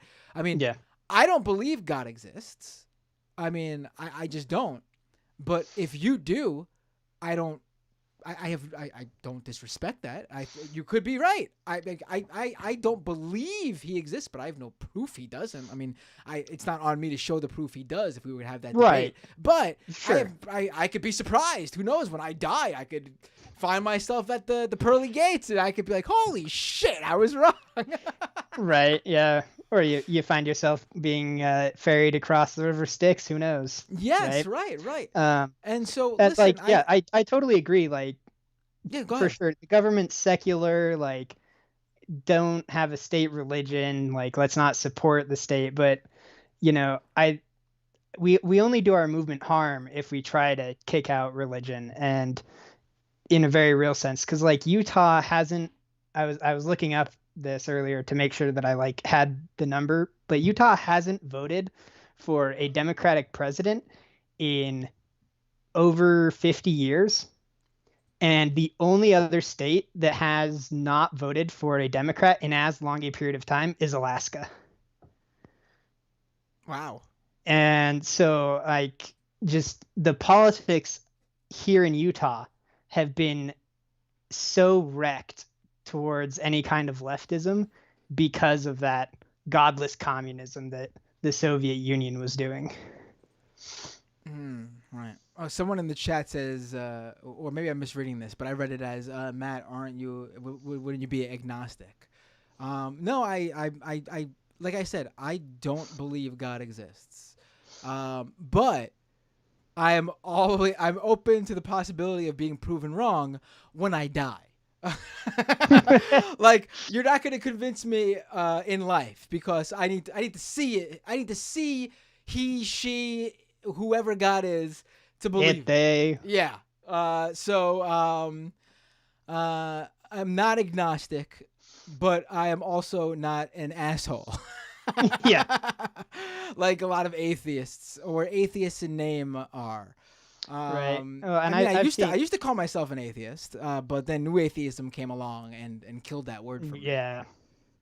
Right. And I've seen it called like Christian atheism, where it's like this need to like evangelize and like we are the right ones, which is that same energy Christians have a lot, right?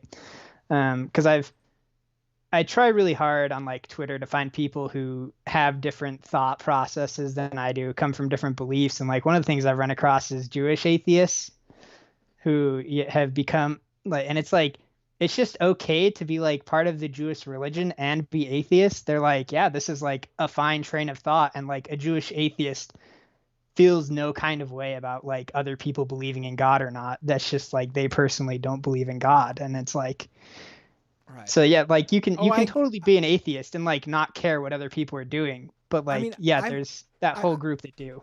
I will say, like, religion wise, and I think this is good.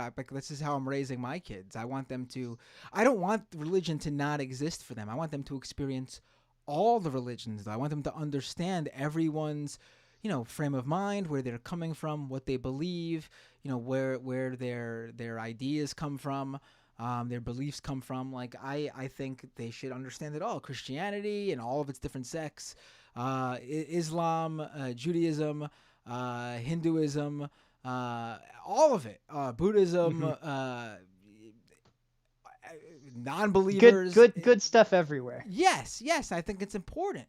But me personally, I was baptized. I'm Catholic. I went to Catholic school my whole life. I was even an altar boy for many years.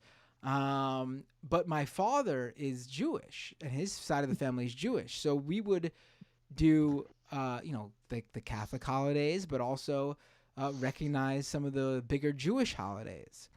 And, growing up, I lived in an area where there were, it was a Jewish, a large group of Jewish people living in the neighborhood, and a lot of my friends were Jewish. And I mean, I'm in New York City. There's Jewish people everywhere. It's probably the most Jewish place in the U.S. And so, and I'm ethnically Jewish, even though I'm not Jewish in religion. So when I was younger, I would often say when I was asked in school, in Catholic school, like what ethnicities you are, I would say, oh, I'm Jewish. And I think a lot of people would be confused.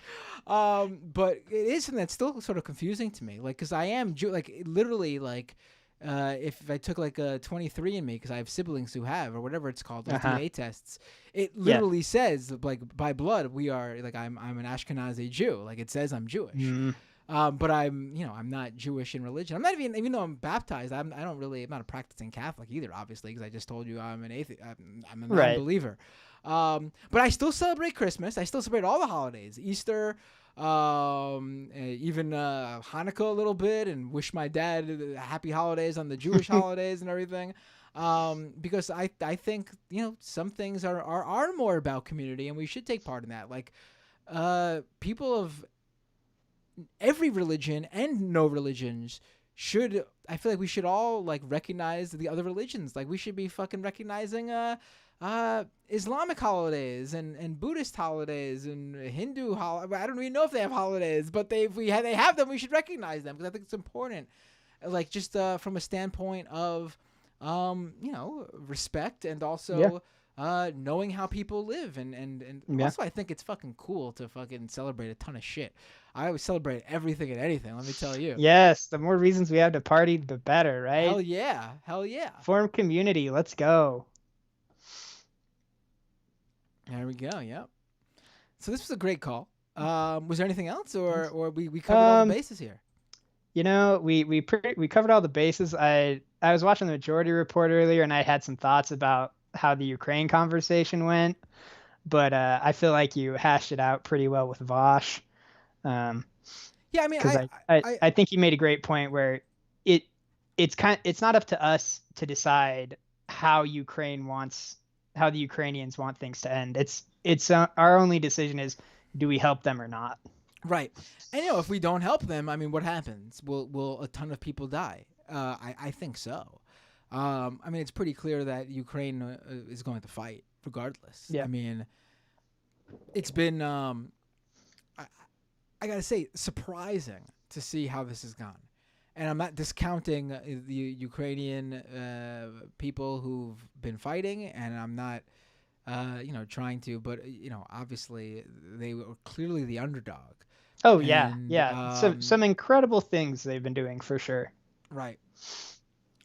So yeah, I mean, I think if you really want this to end, you would. You demand Putin to withdraw, right? Yeah, that seems like, obviously he's not going to. No. But I mean, that's the easiest, quickest, and most direct solution to all this. Right. Yeah. I mean, of course, he would be admitting that he lost, but I mean, right? It's looking. We could declare it Russia's victory and just he leaves, right? Like, hey, Putin, you won, good job. Like, Russia's the official winner, but Ukraine gets all its stuff back. Right. I mean, listen, if again, I'm not there to say this, but just by the realities of the reaction to it, Russia took Crimea in 2014. Yeah. That didn't kick off, the type of war we have now. that's not. I mean, I'm sure Ukraine is not happy with it, but from just what we're seeing, they clearly don't view Crimea in the same way they view these other territories Russia is trying to claim. So I mean, Right. if that's the solution, Crimea. Again, I'm not the person to say it, but I think that would be, just. I guess if that's the way to end it, but of course I don't think that's what Russia wants. I mean, they've had it. That's not what's going to make Right. them happy. Right. Yeah. Yeah. There's no way Putin will just leave and be like, yeah, what we had before the war is fine. Right. I'll Like, just officially have Crimea now. No, I mean I don't think it's yeah. gonna. No, that's not how it's gonna work. But it was a little weird. I didn't expect the majority report crew to be like so on the other side of things. I mean, I want to make clear A little again bit. because when I was talking to Vaush, I did mostly bring up Yeah. like the people I dislike, because it's no fun to just talk about people who you like but just disagree Right. with on this one issue. No, But- that's but, totally fair because yeah, it's different how Jimmy Dore and Hinkle are doing Yes, it than yes. how it was happening today. Like the arguments like still made some sense, but I think in a way, like Vosh was saying when he was talking about it before you started talking to him, and it's like you don't get to decide the general principle in the vacuum of this scenario and then apply it to the scenario. You need to look at what happened, how it started, and where we're at in order to decide the right course of action. right. Yes. Yeah. I mean, I get the concern. The U.S. is usually not on the right side of these things. Yeah. At least since like World War II. Yeah. And I get it. And also, if the U.S. is just strictly, I mean, again, we don't know. Like, and I'm not saying like, leave it up to the U.S. government. They're the experts, but like, we just don't know. We don't have that. They obviously the government will have back channels and connections to certain countries. And maybe it's pretty clear to them that, I mean, it seems like this could be the case is from me, an outsider who has no connection to anybody because I'm just a normal person. It seems like Putin wouldn't even want to talk. I mean, Yeah. why would he talk? What would he like? There's nothing for him to gain. Like even if we did come to some sort of agreement, I feel like it would be pretty clear that it wasn't a wartime victory. It was like we got to end this sort of like diplomatic victory, which I feel like he wouldn't be happy with even. Like he wants to portray this strongman attitude, and Yeah. and it's just Yep, it's all a big mess. Yeah. Well, that- thanks for the call, Mitchell. Those are all This things I wanted to talk about. was So great. thanks. Have a great night, and do feel free to call in again. You too. Bye. Yeah, this is my second time actually, so I'll call again sometime Oh, in the awesome. future. Perfect. Take care. Okay, you too. Bye. Great call. Always love when people have multiple wonderful topics to talk about. I'll take, what time is it? It's almost midnight here. You guys know me. I sometimes go really long, but I'm feeling a little tired, and I don't like giving you tired, Matt. So we'll do a few more calls here. Hey, what's your name? Where you calling from? Hello, it's moi. So, Hey, Zoe, how are you? What would you like to talk about? I'm all right. It's late. I just joined in because I needed to call. Okay. Yeah, very important stuff, I know. So last Monday was the election here in Quebec. Oh, right. How'd that go? It went basically as we thought it would. The party in power got even more power, and the old parties lost even more. I don't recall. So, Who did we? yeah. I did. Was this? do Was like it? a Was it the? thing. Was it the right wing party that won or no? Yes. So Okay, right. basically, the party in power was like a relatively new party that's like a center right faux to right wing faux populist deal, uses nationalism and all that. They said a lot of really, really dumb things about immigration. Right. I like, if I remember correctly, there's like one of the ministers during the campaign who said, immigrants all live in Montreal, are lazy, have no jobs, don't learn French, and don't follow Quebec values. Stuff like that. What are Zoe? Can you give me a few examples of what Quebec values are? Oh yeah, secularism. That's usually the one thing, and like Oh, I I guess thought honestly, I thought you were gonna be like, croissants and no, you fucking oh, God, what are those? What are those Frenchman hats? a beret. Beret. Oui, Yeah. oui. Those weird long cigarettes with like the little Cigarette plastic holders. thingy. Yes. Yeah. Sure, those that's are we're those are definitely our French. Quebec values. We're definitely French, but at least I know there's a Frenchman in chat who's also suffering from this, so I'm not alone. There we go. You'd be closer by saying poutine and Oh, hockey. right. Oh, right. What do you guys over in Quebec? What is it? Trying to think. I don't know. Jean Dejean. What was his name in Les Mis? Jean Valjean. Yeah, there we go. Again, wrong country. Hey, it's all French to me. Sure. Yeah, I can see that. No, Zoe, anyway. this was there's a few other people to get to, and the show was sort of unexpected today. Would you be able to we could get more into what happened there? Would you be able to call in on next week? Yeah, sure, I could. Because I just want to get to a few more people. But was there anything else you wanted to talk about? Because I think like we could really get deep into what the politics and Possibly there's, despite not changing a lot, there is like a lot that's going on around it. So I guess, yeah, we can get to it next week.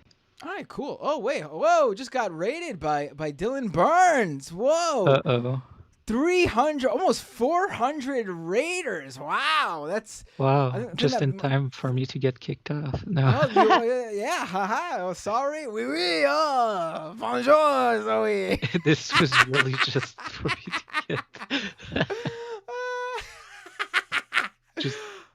Hello, Dylan Burns viewers. Thank you so much, Dylan, for 400 people sending over there. Really appreciate it. I was on Vaush's stream just earlier, and that was a lot of fun. We were talking about if you don't know me, I'm Matt Binder. I host a show called Doomed, which is about right-wing media, misinformation, extremism, all that fun stuff.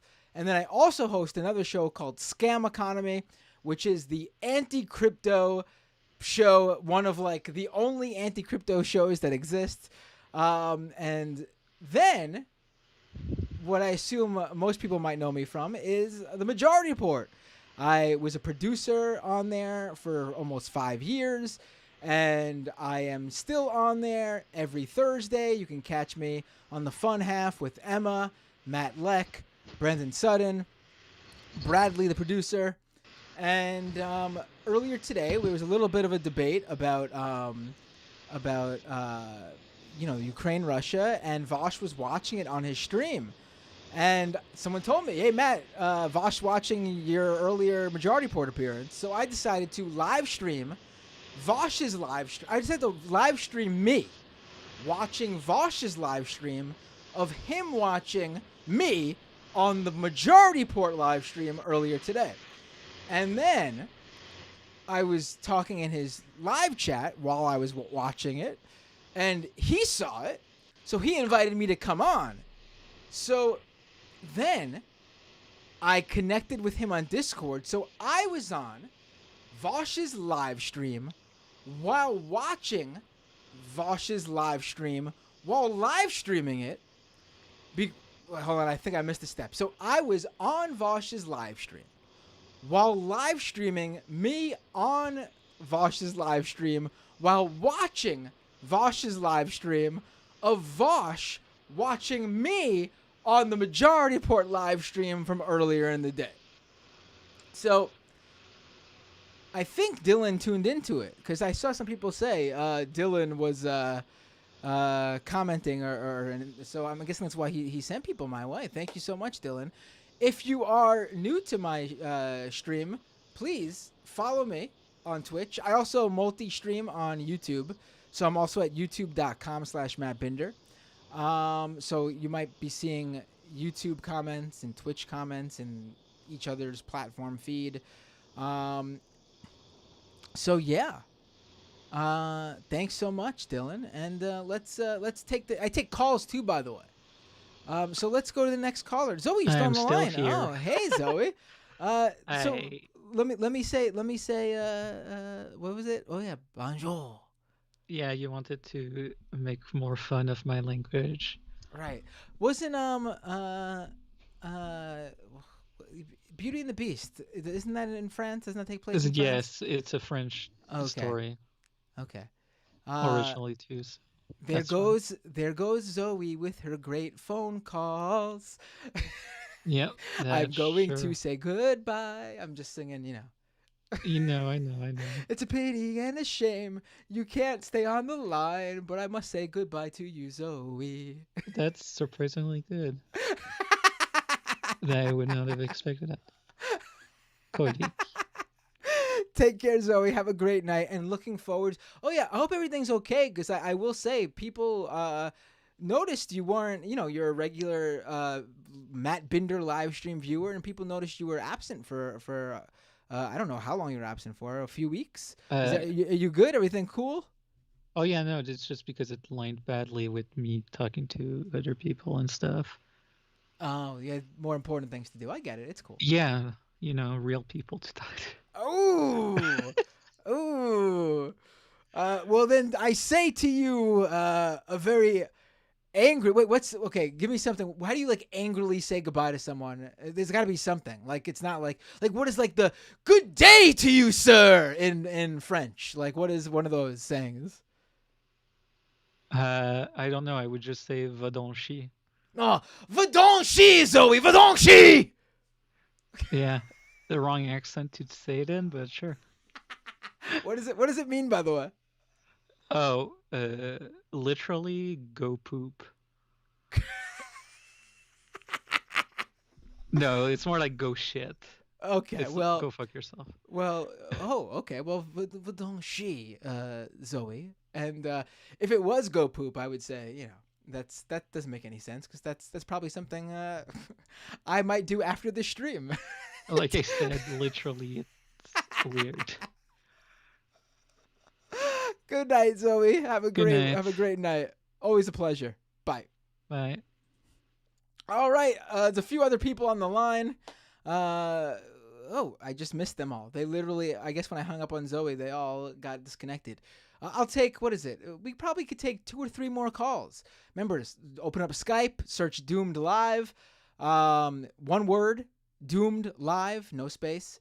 And, that's another one. Adieu. Thank you. That's another. Adieu. Who's calling? We got a bunch of calls.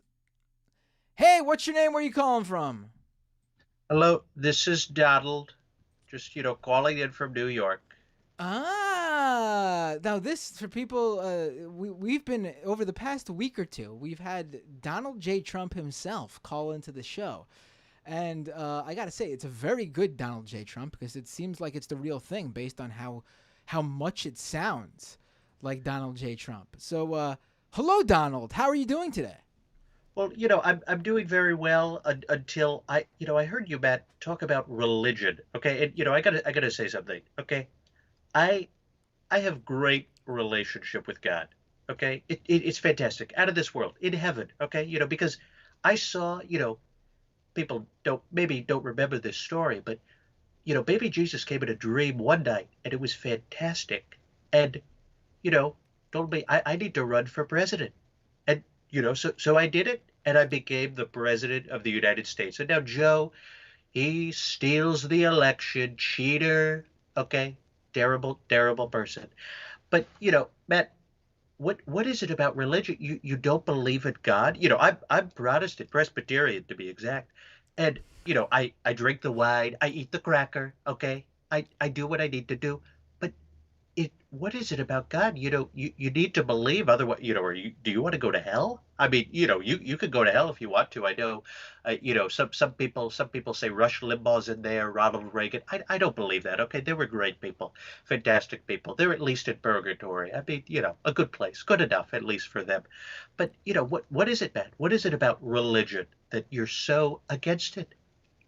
I just Donald, I respect your beliefs. Uh, Presbyterian, right?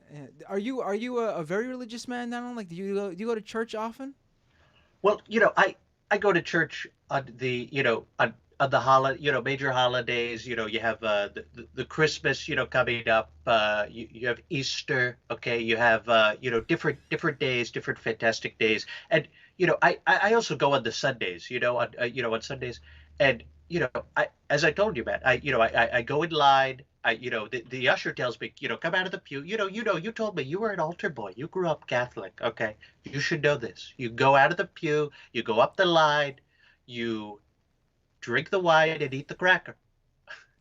That's exactly how you do it. And you tell God that you believe in him so greatly, so bigly, okay, that there's no way that you're not going to fit through that needle. The Bible, it is the book, and it tells about the story of the rich man, and not talking about me, but, threading the needle, threading the eye of the needle. It's not talking about me. There are other people, much richer people, like the great Elon Musk. He's going to buy Twitter and put me back on.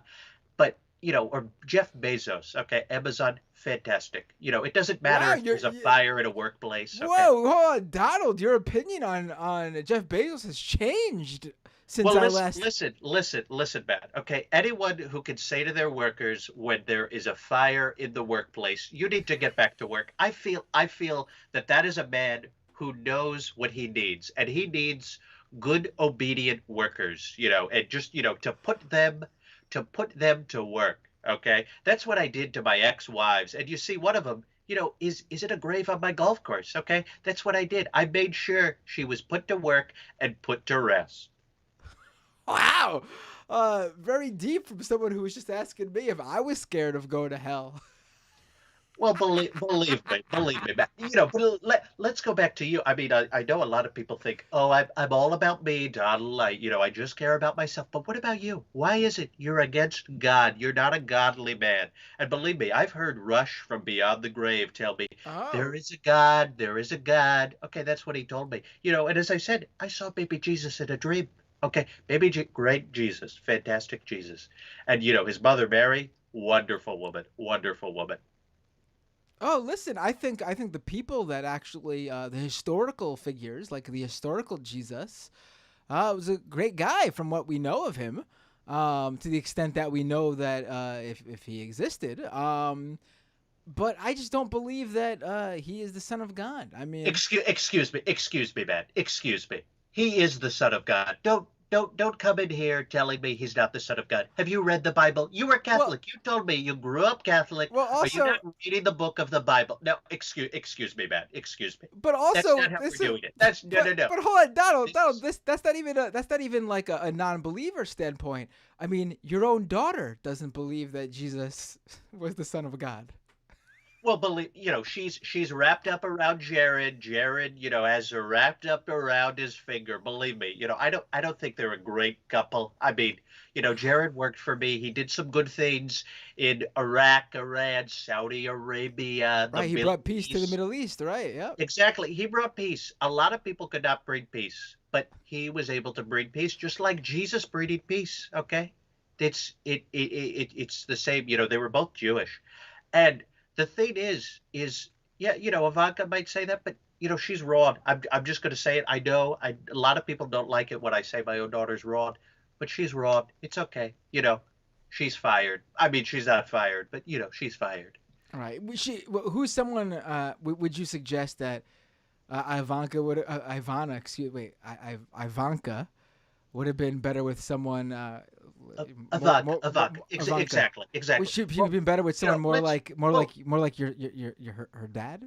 Well, I mean, maybe, that would be a fantastic, people, more and more people are, saying it every day, that's what I'll tell you. But, let's get back, about great people, someone who maybe she could start a relationship with. And a lot of people, I don't get the hate.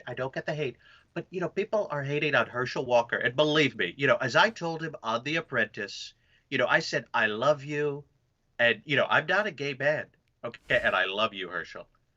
Herschel, you're fired. Okay, I told him that, but believe me, I think he could go well with Ivanka. Okay, I know to myself that I'm probably less likely to have any kids. That would be a good thing for my own. Making sure that it's just Trump White House. If you get what I'm saying exactly, and thinking through that, he was he did a great job, big guy, strong guy, okay, fantastic guy. And he could do it. He played football and he did he was strong. And I think to myself, maybe if we had more people like Herschel Walker, we'd have, better people, better communities, better maybe better bowling leagues. I'm a good bowler. A lot of people forget that, but I know how to make strikes, splits, spares, whatever Turkey? it is. Can you use turkeys? Yeah, I could do a turkey here and there. Usually, Turkey. there's the turkey on Thanksgiving, but a lot of people forget, a lot of people do that, in bowling, if you get it's not like baseball. In baseball they say 1, 2, 3 strikes and you're out, and I do like the peanuts and Cracker Jacks. But in bowling, what they say is that if you get 3 strikes in a row, it's a turkey. And I love the turkeys, okay, folks. They go gobble gobble, and they just 3 strikes, and it's great. It's fantastic. Trump, Donald, Mr. President, sir. It was a pleasure talking with you tonight. It's fantastic, Matt. I think to myself, we're building a relationship more and more. Okay, I'm learning more about you. I mean, you're not a believer in God, and I'm here to respect that. Okay, I'll start to respect that.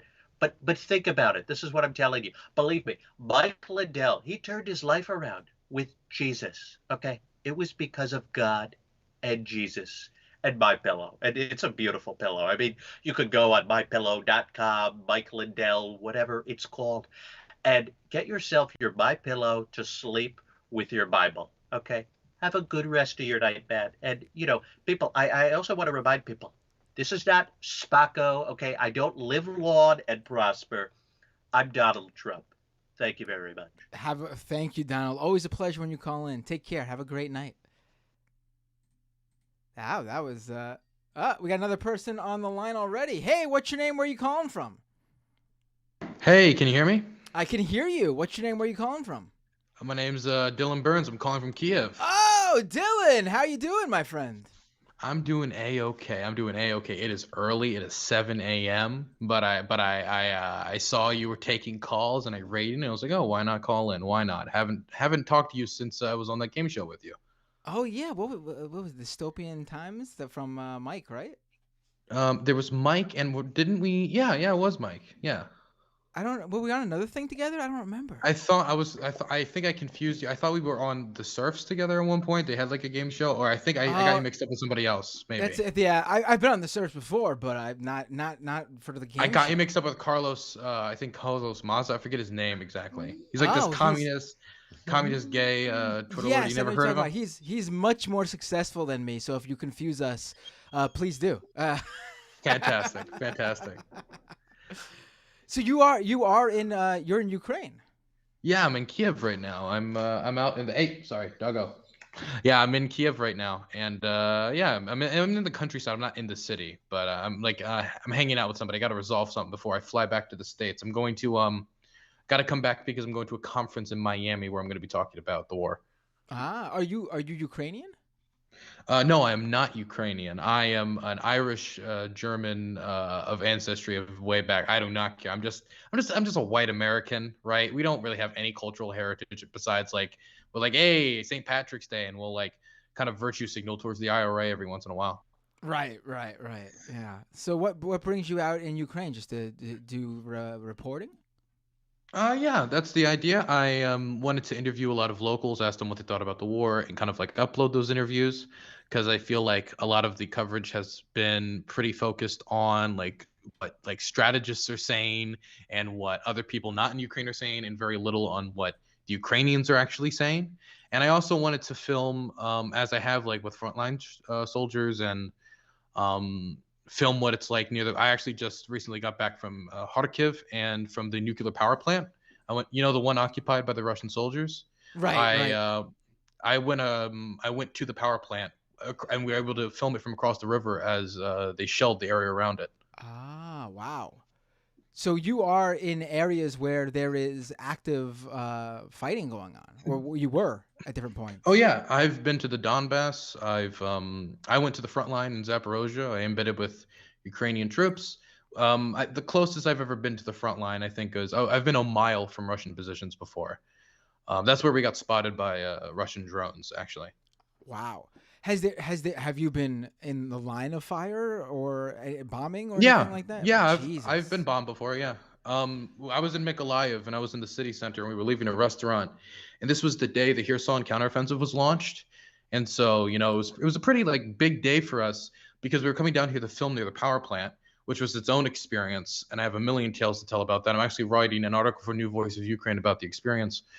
But we went to a steakhouse because we just finished filming with at a hospital that was bombed by the Russian army, and we talked to the hospital director about like what they wanted, and we filmed at the like trauma center that was hit, and we went to a steakhouse afterward because I haven't had a steak in so fucking long, and I just wanted one, and so we went to a steakhouse. I got this big milkshake and a steak, and it was glorious. But then as we were leaving, and we were like. We scroll on the phone like, oh, this Kherson counteroffensive. It looks pretty serious. Like this could be the start of something big. Obviously, it did become the start of something big. And that day, it was constant shelling. Immediately after we left the restaurant, a shell landed, I think, about 300 feet from me and the rest of the crew. And I actually uploaded the footage on Twitter. It's my pinned video if you wanted to look at some of the footage of the bombing, because thank God I remember to have my camera in my hand, so I was able to turn it on and record it. That shelling ended up killing 2 people and injuring 24 others. So we were very lucky that we didn't get killed. Wow. Is there anywhere in? I mean, obviously Ukraine's a rather large country, but Kiev was an area that was at different points a focus of the Russian military. Is it safe in Kyiv now, or are there areas that are safe and far away from the fighting, or is it at this point? I think from what I understand, it's further from Kyiv now.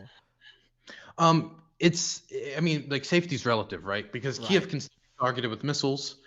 Kiev can still be, they can still target it with some long-range missiles or some attack like that. But mostly it's safe. We still have air raid sirens. Like we had 3 air raids in the last 24 hours in Kiev.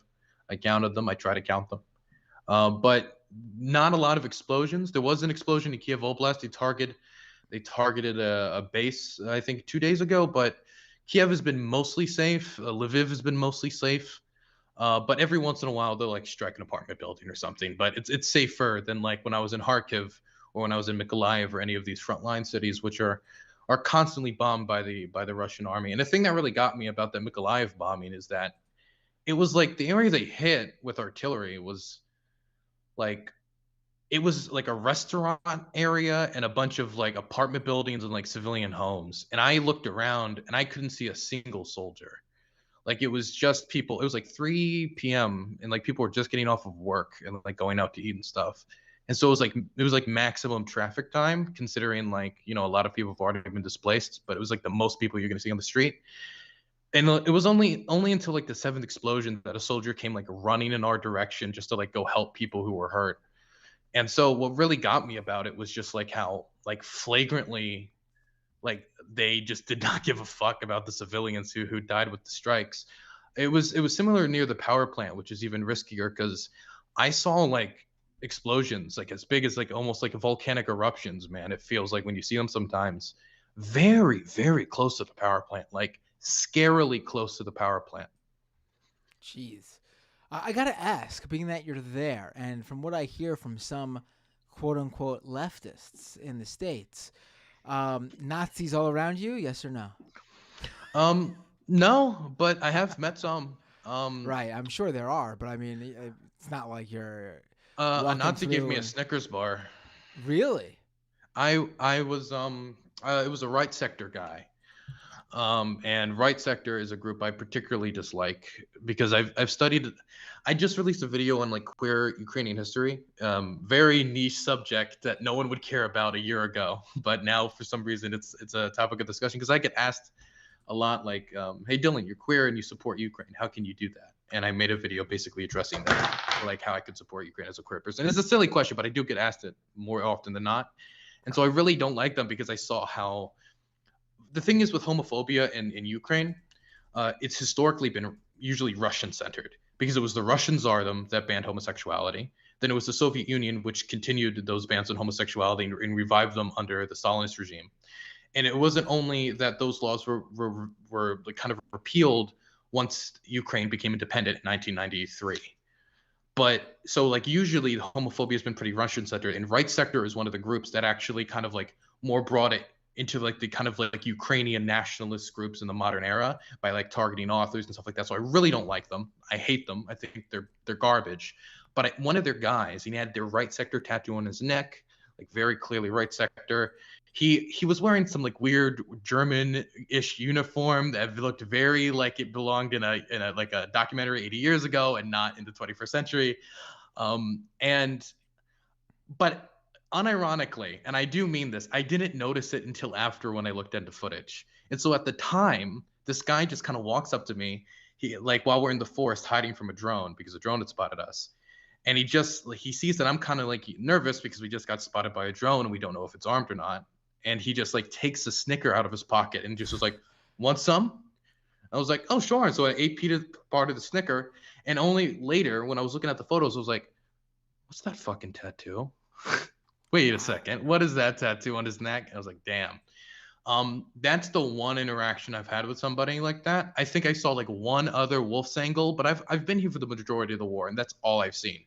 The only thing I could really say is Azov shit is everywhere because people see Azov like they're Superman here because of the siege of Mariupol, which is its own kind of like it's its own issue because like Azov has more Nazis in it than the average Ukrainian military group, but also it's not only filled with like Nazis in the extreme far right because people have started to kind of idealize them to a point where it's become they're just the elite military unit.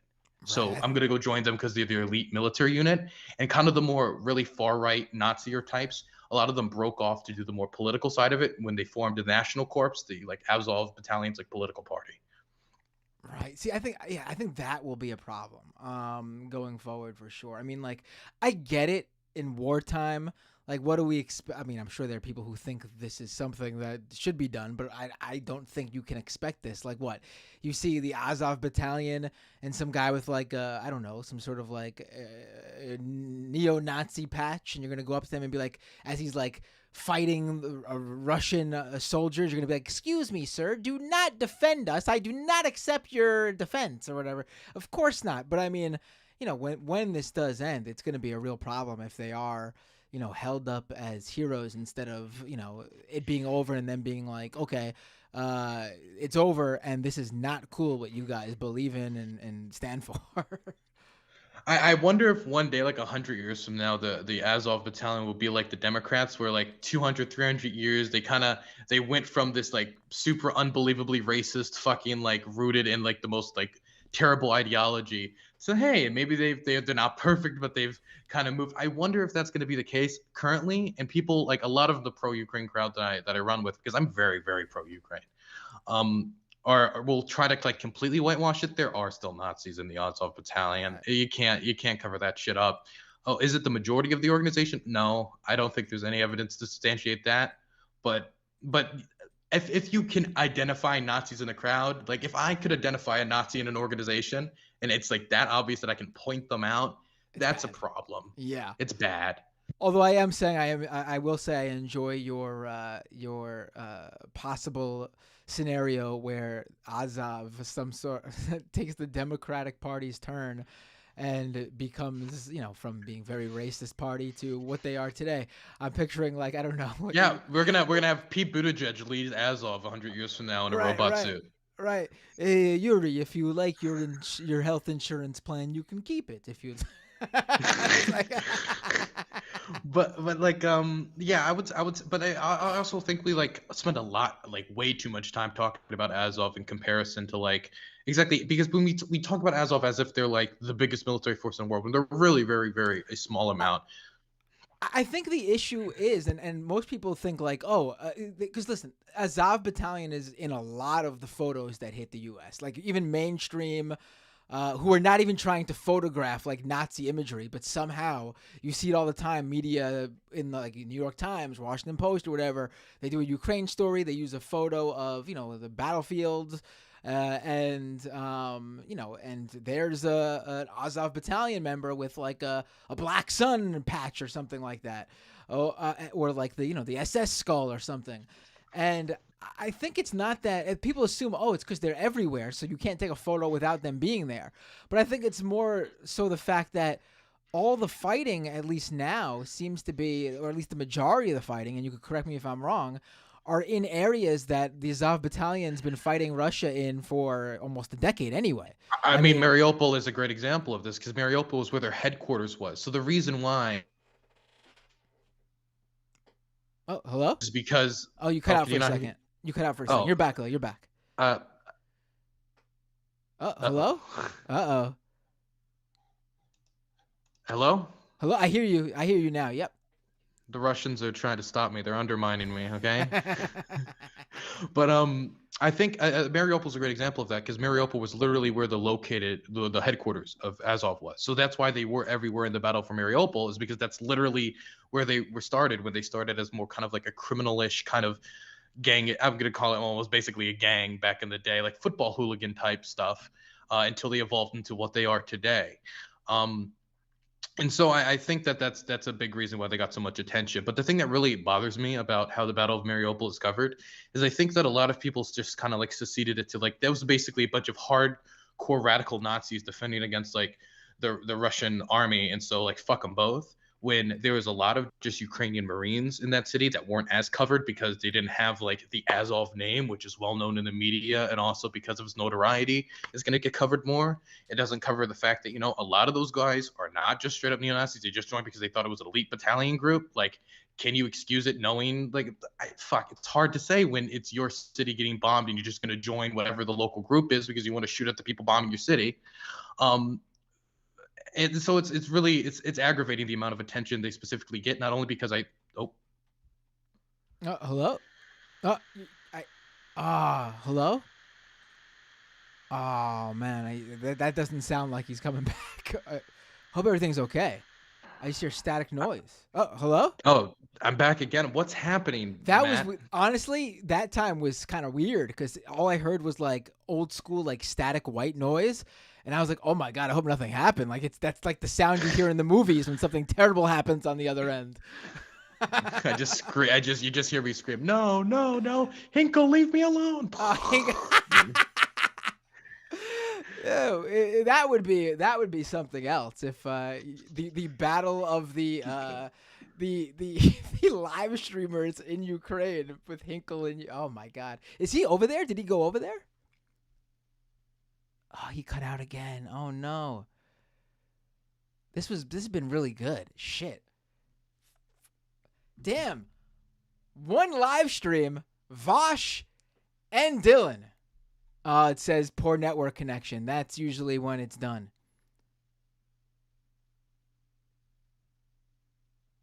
Ah. Fuck.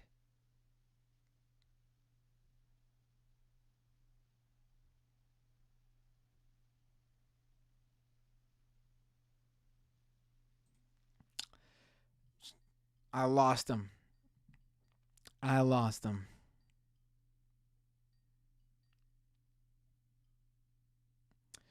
Folks, this has been a fantastic, fantastic show. Please, if you're not already... All right, I don't want to end on, unfortunately, it's an abrupt cut. So let's end really quick. I know exactly who this is. Really quick. What's your name? Where are you calling from? Hello. Is this Matt? This is. Who is this? Oh, thanks for taking the call. This is Bernie. I thought I should call Bernie? in because you had Bernie your man who? Donald Trump on, and I've noticed you've had a few different right-wing voices come onto your show and espouse their bullshit. But I thought you ought to get the real deal from your man Bernie. Bernie who? Sorry? Bernie who? Bernie Sanders. This is Senator Bernie Sanders calling in. Bernie, I You know never the knew man. you were. I never knew you were about, Irish. The 10% to the 10 percent. Excuse me, I've had a couple of tins and a little bit of hash, but I wanted to give the opposite perspective on that whole situation that you've got going on there. Is that as a left-wing show, you shouldn't be having and platforming these people. That's the same as platform. There's a reason that I ran against the Orange Man. Oh because my God. I've been, my family has been running against Orange Men our entire lives. All right, trying to take back the republic. Bernie, are you okay? Since when do you have an accent? Oh no, the whole. I'm the senator of Vermont. Why would you think that the Brooklyn accent's the real one? No, this is my real accent. It's all a whole shtick because I'm not really running. I was never really running for to be the president in the United States seat because you can't be there you can't be the president there unless you were born there, right? What really I was trying to get my cut my teeth, as it were, so I can get into the Dáil later on next coming election. All right. Thank you for the call, Bernie. I don't even know what to say to this one. And give the Bernie true, real Bernie IRA perspective on all the things that you've been talking with people like Ross Perot and your man Donald Trump. My man Donald Trump. Whoa. Shout out to your previous caller for being Irish and up in the raw, like we all like to do. And I'm about to have a few more tins and a couple of yolks, and we'll be on our way. Fair play to you. Have a great night, Irish Bernie. All right, good night. Oh boy. Let me try to. Dylan just tried to call back. Let me see if I could, and then we'll end it with that. Let me see if I could get him back on.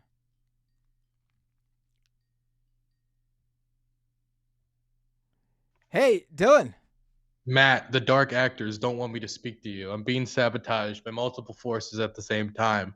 Yeah, I think I think, yeah, that was the static. Like, listen, I have there's connection issues all the time, with people in different. I've had people call in from like Nigeria and Japan and all over. So sometimes it's connection issues. Never heard the static noise though, like like something terrible just happened. So that was a bit concerning, but glad to know you're okay. I'm okay. I'm surviving. When you're in like a random Ukrainian village in the Kiev Oblast, you're not gonna have the best 5G internet in the world, especially as your country's internet infrastructure is constantly being targeted at the same time, Right. You're right? not using Elon Musk's Starlink? No, I can tell you though, that Starlink thing, and I've been arguing with people all week about this. That shit was seriously helpful, unironically. I I worked with some heard. people who delivered it to the front line. I took some money out of my pocket and I paid for the fuel for them to get it to the front line. And that stuff is impossible for the Russians to crack, nearly impossible for them to crack the communications. And so it gives Ukrainian forces like a secure line to talk back to base at the same time while the Russian communication lines are unbelievably vulnerable. A lot of these areas, like it's going to be very difficult to get internet access. It was very, very helpful. Now, some people try to pretend that it was like an Elon Musk charity case, but they were reimbursed in large part by By the the US American government. government. Yep. So this is the same thing where I feel like a lot of people recently have been trying to pull that to like excuse Elon Musk's just ignorant like commentary on the Ukraine-Russia war recently, which has been infuriating. Yeah, I said this earlier. I've said this to myself the second it happened, but I mentioned this to Vaush earlier.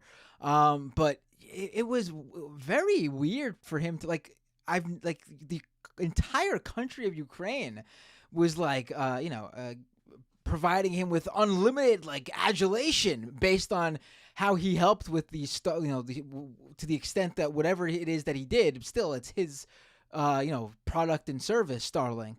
And I have also heard, just like you explained, that it might actually be the first time that Elon Musk attempted to insert himself into something, and he actually was of help. Yeah, surprised he didn't just call Zelensky a pedophile. That seems to be his old card trick, Well, he might go there now that Zelensky had called him out after he basically came out and said he basically threw away all of his goodwill in good fortune in Ukraine. And now Zelensky's calling him out, the Ukraine's ambassador to Germany, saying to him, "Fuck off." Oh my god, dude! It's funny because like I felt like everybody in like an instant, like they were like, Elon Musk is great, he's so helpful, he's so wonderful. When I talk to people, and I was like, fucking Elon, piece of shit. I never liked him. His cars suck. Fuck Tesla. I'm never getting to Tesla. Right. Good. I mean, yeah. I mean, he's he I don't think he cared. He just saw it as a way. Also it probably at the time when he really started helping at first, the position basically everyone took was Ukraine good, Russia bad.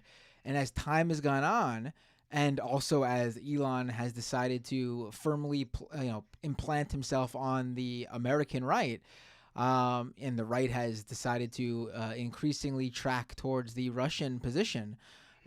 He probably is in a position now where he's like, what do I do? I'm helping Ukraine, but also I must like Russia now. I like right when this war started, I saw a lot of people who before the war were saying it was impossible, right? And then when it did happen, they come up with every explanation they could for why they said it was impossible, and they were like very, very wrong. And then I kind of like started like a mental clock in my head, like how long until these people start walking back their support for Ukraine, or they saw, and it wasn't that long. It took a few months, but once the heat had cleared, it felt like they started crawling out of the woodwork once they like found out that they thought maybe I wouldn't look like a complete monster if I said this, and then they started rolling out these terrible takes. It took time though for people to really to kind of show it, but it's becoming more and more clear every day. There's like a lot of out and out like praise of Putin sometimes, and it's getting kind of scary how much the American right is aligning themselves with Putin. Like historically, the American right, of course, is very, very hard on Russia, and that's bad to a certain extent because I don't want to have a nuclear war with Russia, obviously, and I don't want to have a direct war with Russia, and I wouldn't call myself a war hawk to that degree, and but now for some reason I feel more terrified to actually think of them actually aligning with those forces, those authoritarian like religious zealot types, these oligarch types. That actually, it almost scares me more. Yeah, yeah, absolutely. I mean, because we see that. I mean, I had on like when the war first started back in February. I had on a Russian, born Russian based socialist writer, Yegor. I can't remember his last name. Oh my God, we DM sometimes. Let me quickly, because he's great and I want to shout him out. Because he was in a hard position, and Igor Kotkin. That's his Twitter name, at Igor Kotkin, and he's fantastic on the issue as a socialist in Russia. And one thing he talked to me about that was really interesting was a lot of people in the U.S., like American liberals, we saw this a lot when Donald Trump was president. They viewed Donald Trump being, they call him Putin's puppet. Like Putin's the one pulling the strings, and it's all, and he's got information and all the Republicans, and that's why they are like the way they are, because Putin is this Darth Vader, Emperor Palpatine-esque world leader, authoritarian character or whatever.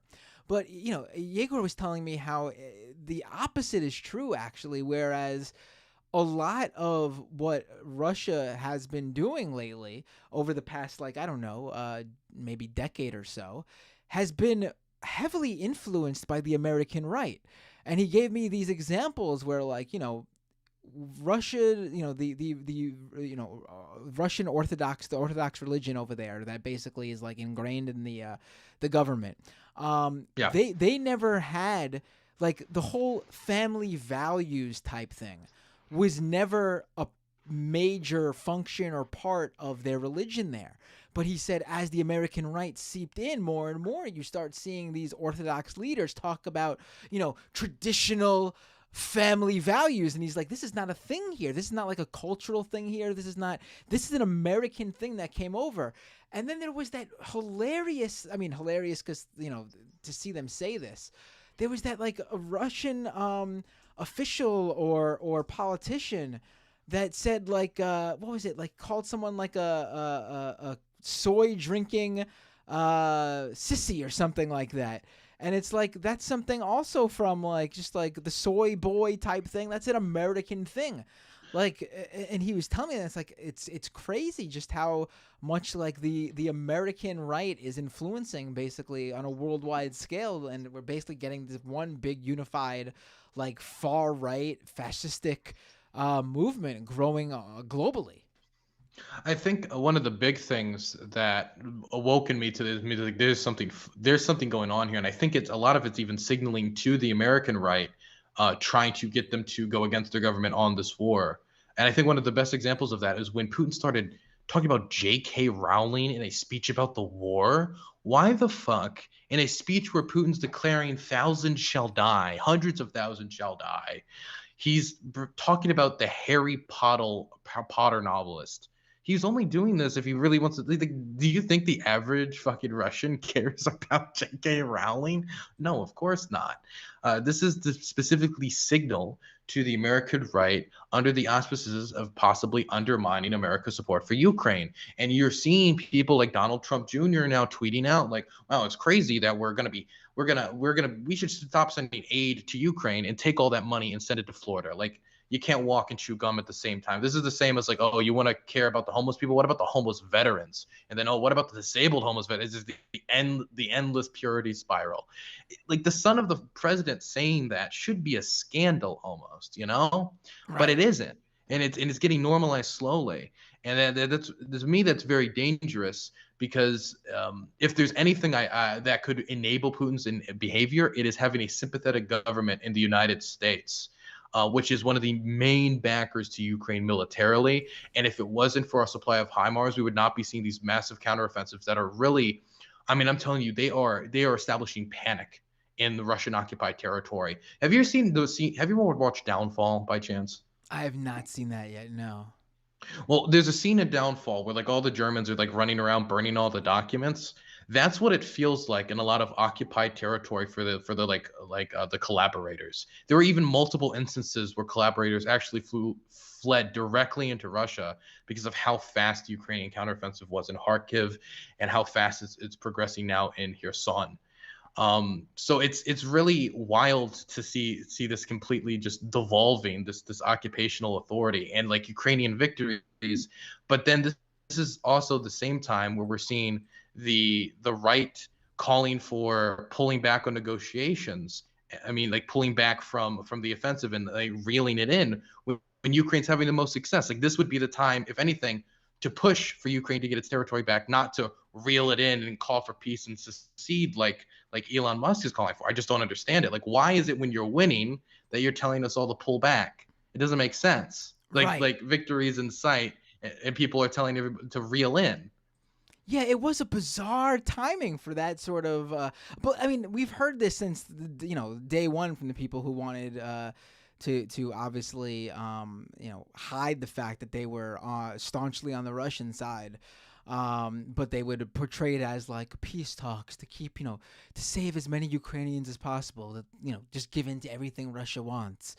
And but yeah, you're absolutely right. What a bizarre time frame. Just as like days before, there were all these reports about Ukraine taking back territory that was occupied by the Russian military, and then it was also days after Putin's unpopular decision to instate the draft.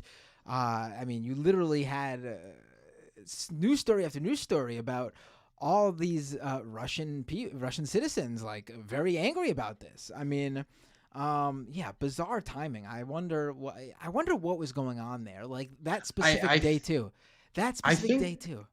I think a lot of them unironically fear Ukrainian victory more than they would want to admit. That there's something about Ukraine winning that actually upsets them for a lot of them.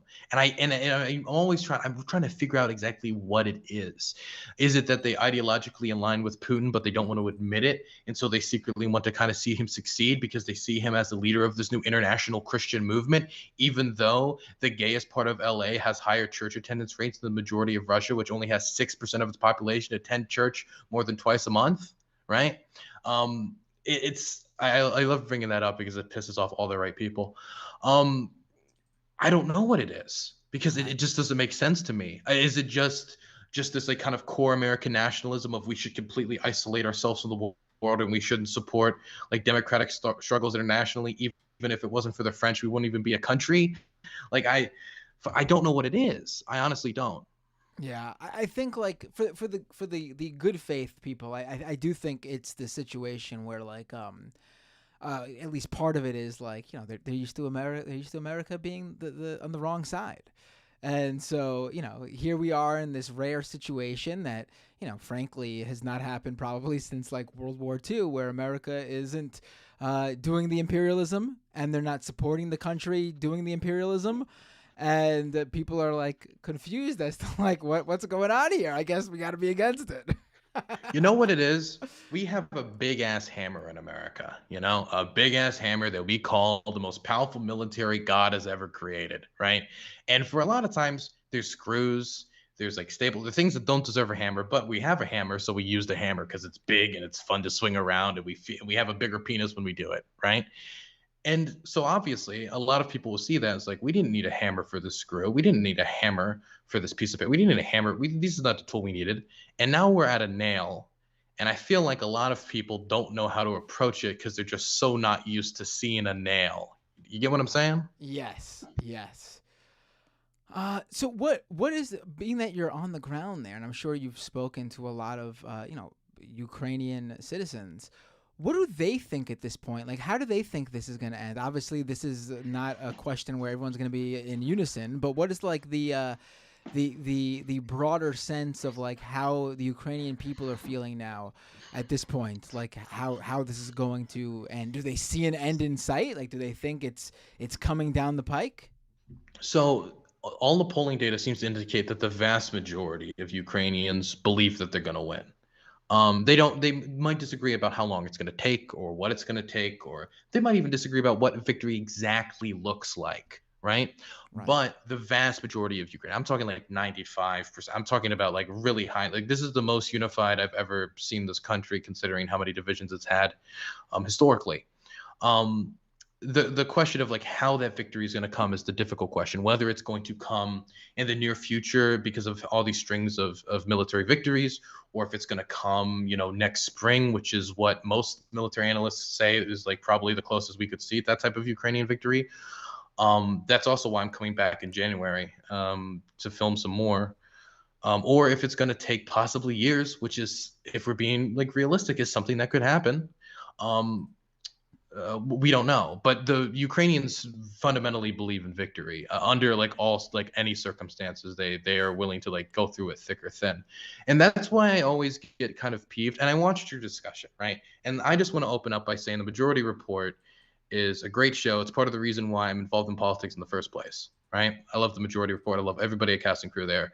But I think a lot of the thing that always angers me, and I felt some of that in that in discussion as well, and this seems to be communicated to me by Ukrainians, is this kind of like, oh, we need to come in and tell the Ukrainians that that's enough suffering for you. That's enough fighting. We know what's good for you when it comes to like, oh, but you know, you see all your apartments getting blown up if you just surrendered. Because to them, like, this is a struggle for freedom. This is a struggle. This is like an independence struggle. This is an independence war, right? Right. And if you look at the Algerians and their independence war against the French colonialism, everybody like after the fact can look back on that. Like obviously the revolutionaries were right. Obviously colonialism was wrong. Then you can do the same thing about the Vietnamese against French colonialism. You can do the same thing about Cubans, and you can do this with like any group of people generally. But during it, I guess everybody kind of forgets like that kind of revolutionary spirit that I would want to see.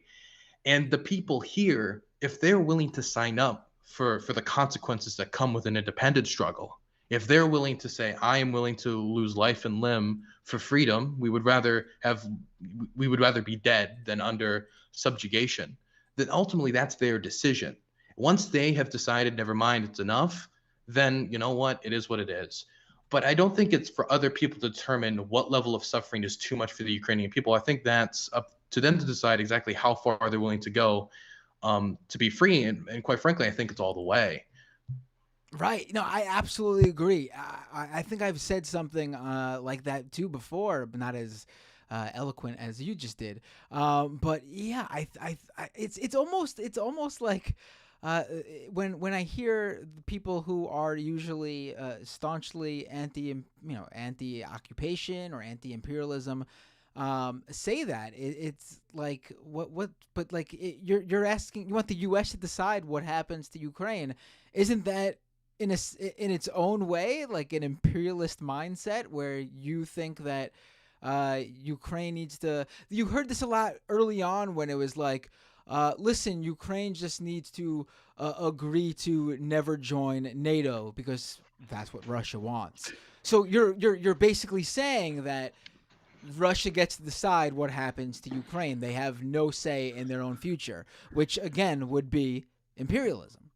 You know, I hear a lot of talking about, well, you know, Crimea and the port there, you know, is strategically important, and we need to keep the power balance and allow Russia, you know, a route out. So we need to maybe allow them this, and you know, the Donbass would allow Putin to give a political victory and allow him an easier off ramp because it would save him from embarrassment. So it was an easier path to peace. And I hear people like saying these points, and the image that pops into my head is of the European powers in the late 1800s saying like, well, to keep the power balance in Africa, I think maybe France should get Algeria. And I'm thinking, you know, maybe we give Belgium the Congo, you know, because, you know, we need to keep Belgium in the picture. We need to satisfy their needs as well.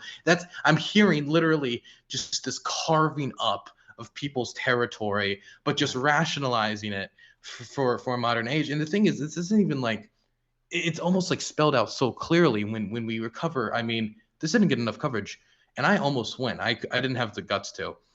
The largest mass grave has been uncovered in Europe since the Yugoslav civil wars. Like that is like over 400 to 500 bodies in a mass grave in Izium, and in a city which has been completely, this population has almost been like 80% of it's just gone. Its buildings are just in complete ruins. And like some of these people in these mass graves are like, we're talking like 12, 13-year-olds. We're uncovering this one instance where I don't know what to call it besides, well, let me just describe what it was. There was this chair which had a gas mask next to it, and they had like a tube connected to the gas mask and like a cloth. And what they would do is they would burn the cloth under the tube while the gas mask was put on the torture victim, and the smoke would fill up the gas mask, choking them as a form of torture. And they had a bucket of gold teeth next to the chair, which there's still debate on whether what they did is they stole the gold teeth from the people they killed, or they just brought that in to intimidate. That's still being debated. But that is like a portable Auschwitz. That's literally it's absolutely horrific what's being uncovered. And so when I hear people talk about like, we need to concede territory because I want to stop the amount of people that are dying, we need to stop the deaths, that's the most thing that's important to me. Just because the fighting stops, the war stops, doesn't mean the dying stops. Because if this is the type of way Russia is willing to treat this territory, do you think that ends after occupation? The deaths in Crimea didn't end after the Ukrainian troops left. Tartar activists were shot in the back of the head and dumped in rivers with their bloated bodies being found weeks later. So if they're willing to fill up mass graves to this degree and be, God, quite honestly, they're being blatant about it. It's in Bucha, it's in Irpin, it's in Lyman. We just found another one at 50 to 100 yesterday. Like Mariupol is, I think the estimates are like 87 to 110,000 deaths in one city. It's horrific. And so I think a lot of people, like to Ukrainians, what they see is like, if we let them keep this territory, that's that forever. What we're seeing and uncovering is going to be what those people are subjected to forever. And so that's why this, like, we need to end the fighting to end the suffering and end the death. I don't think that's true, because the suffering doesn't end just because the war ends. The occupation would have its own form of suffering. Right. No, I mean, I don't even know what to say to some of that stuff you just described. Like, wow. Yeah, I don't understand what they think. Like, again, this is not, the people I'm thinking about. Again, I want to be clear, because we're discussing very a number of different types of people here. So I want to be clear, this isn't the position of the people who I'm on the majority report. But you made me think of them when you were talking. The idea that like Ukraine is the one in the position to end the war. Like, it's on, the onus is on them. Like, Zelensky just has to say, I no longer want the funding from the US and we're not going to fight. Like, that onus is never put on Putin, who would easily end the war and end the war with, basically, if he just pulls his, if Russia pulls out and no longer occupies Ukraine, there is no, that's it. There won't be any more, at least from, if he actually does completely pull out, that would be it. Whereas if Ukraine decided to stop fighting, I mean, and say, we're not doing this anymore, I doubt that Ukraine, the Russian military there would just, stop what they're doing. I'm sure there would be some war crimes going on there, honestly. The thing is, something that a lot of people played down before the war, and even I kind of took with a massive grain of salt, was this idea of kill lists. The idea that, did you hear about the kill list leading up to the war? The idea that the Russian government had kill lists going into this. There was this idea that they had these lists of people, like political people, they'd come out and just bang in the back of the head, right? Right. And all these people that opposed them. And a lot of people said, oh, look at this jingoistic propaganda. But then they fucking did it. Like, they just did it. Like, it's undoubtable that the Russian army has committed atrocities we haven't seen in a very long time in Europe. And so I think that a lot of people, for Ukrainians, this is a struggle for survival. And so it's very difficult for them to hear. I think a lot of times people just kind of cutting up their country in these kind of like map scenarios when they have no experience, like Elon Musk did when he did that by fucking Twitter poll, the most Elon Musk way you could possibly talk about cutting up a country. Yeah, it's so. Did you see that when he saw that his the poll wasn't going in the way he thought it would, and It's people bots. Yeah. Yes, he blamed fucking bots. I mean, I do wonder what was going on in his head that day, because a day later we find out that same day he tweeted out that poll, he's also working with his lawyers to tell Twitter that he's going to agree to buying the company. So what the fuck was going on with Elon Musk that day? I have no idea. Which, by the way, I should say that Twitter said they're not agreeing to Elon Musk's deal, and they're still going to take him to court, which is fantastic, because I mean, this isn't, you're in Ukraine, this is not the conversation to have, but it's funny. Of course. Yeah. Dylan, this was fantastic. It's almost 1 a.m. here. I don't want to keep you on. I don't want to keep you on if I can't give you my 100%, and I feel myself sort of fading a little bit. We should definitely, hook up and stream more. And I would also love to talk with you more, whenever I'm not sure when you come back, but I do remember you said you were going back there early next year. We don't have to wait till you're in Ukraine to do streams together, but would love to stream with you, whether you're in the U.S. again, or love to stream with you when you're in Ukraine again. Absolutely. I would love to stream with you, Matt. It'd be fantastic, man. Absolutely. Thanks a lot for calling in. This was really great. Wait, what time is it? No there? problem. Wait, I have one more question. Oh, yeah, I have go to ahead. ask this. Go ahead. There was a person to your left, like your far left on that panel. I don't know what his name was, but he was the guy on the left. And at one point, he was talking about like military shipments to Ukraine and them being delivered to warlords. And I am completely unfamiliar with what he was referring to when he said that American aid to Ukraine was being funneled out of the country to warlords. Because I have no clue. Do you have any idea? I'm not sure, honestly. You're Brandon Sutton of oh my god, my one of my headphones just died. Okay, one still works.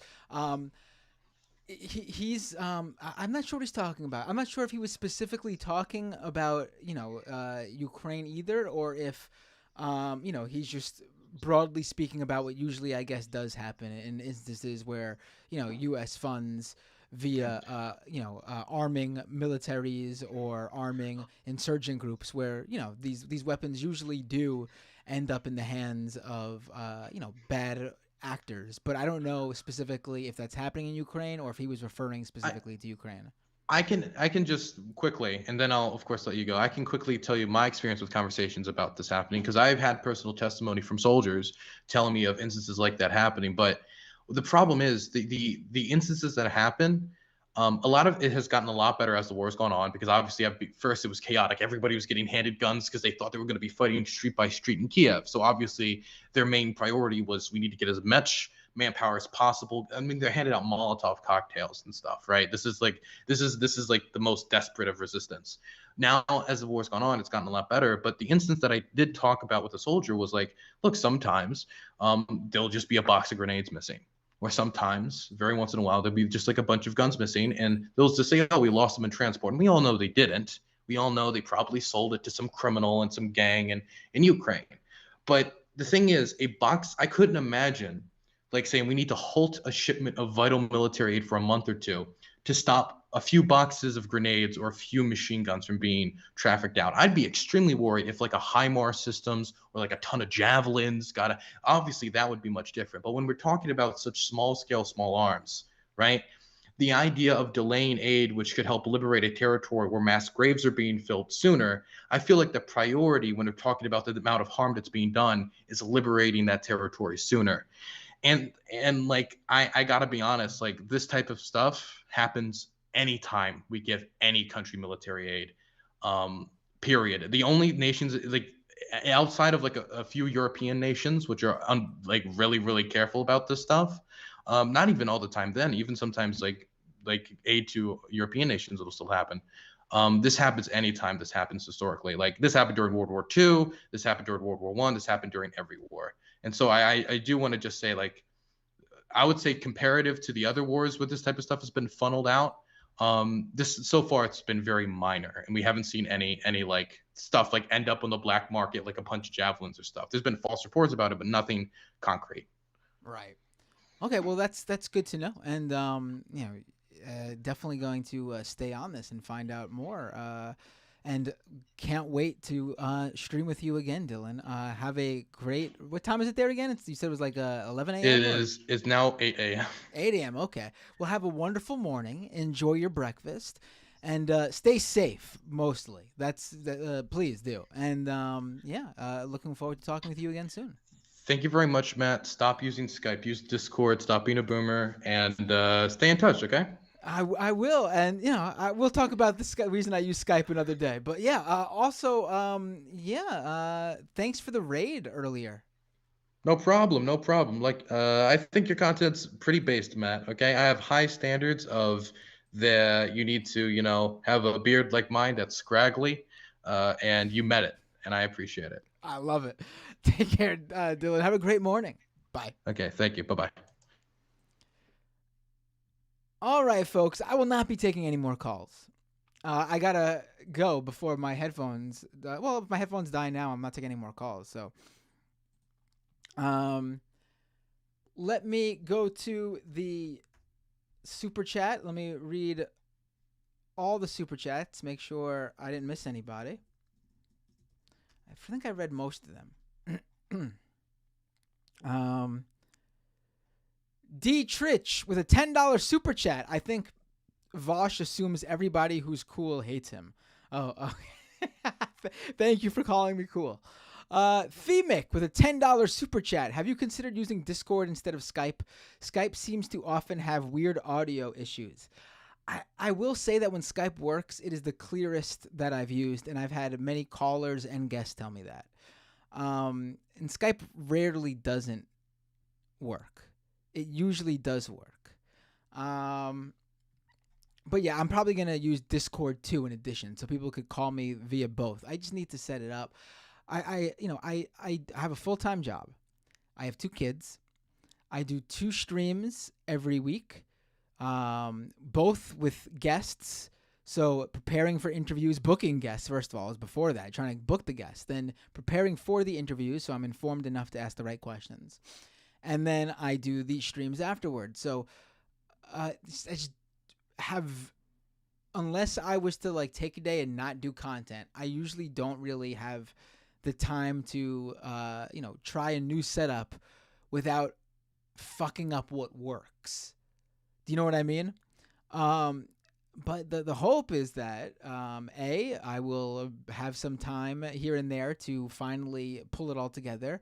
And then after that, B, the show will grow enough where I will have more time to spend on it because I would have to maybe, eventually maybe leave my full-time job. Nowhere near that yet, but that's the hope. That's the dream. But yeah, I will eventually bring in Skype and maybe even like classic, phone calls, like with the phone number. Via another program that I was looking into. Mr. Saxakey with a $10 super chat. It's bedtime. Love you. Left is best. Vaush rad. Kowalski with a super chat. Tonight was a hell of a ride. Great conversations. Thank you, Kowalski. Ronaldo Dos Santos with a super chat. Super chat, Dylan, you need to interview Eugene Goals about Taiwan. Oh, I'm sorry. I didn't see it, but I'm sure he'll get the message. Ola with the super chat. I don't know. Great convos. Indie Pedal with a super chat tip. Thank you so much. Really appreciate it. And now let me read go over to the Twitch machine.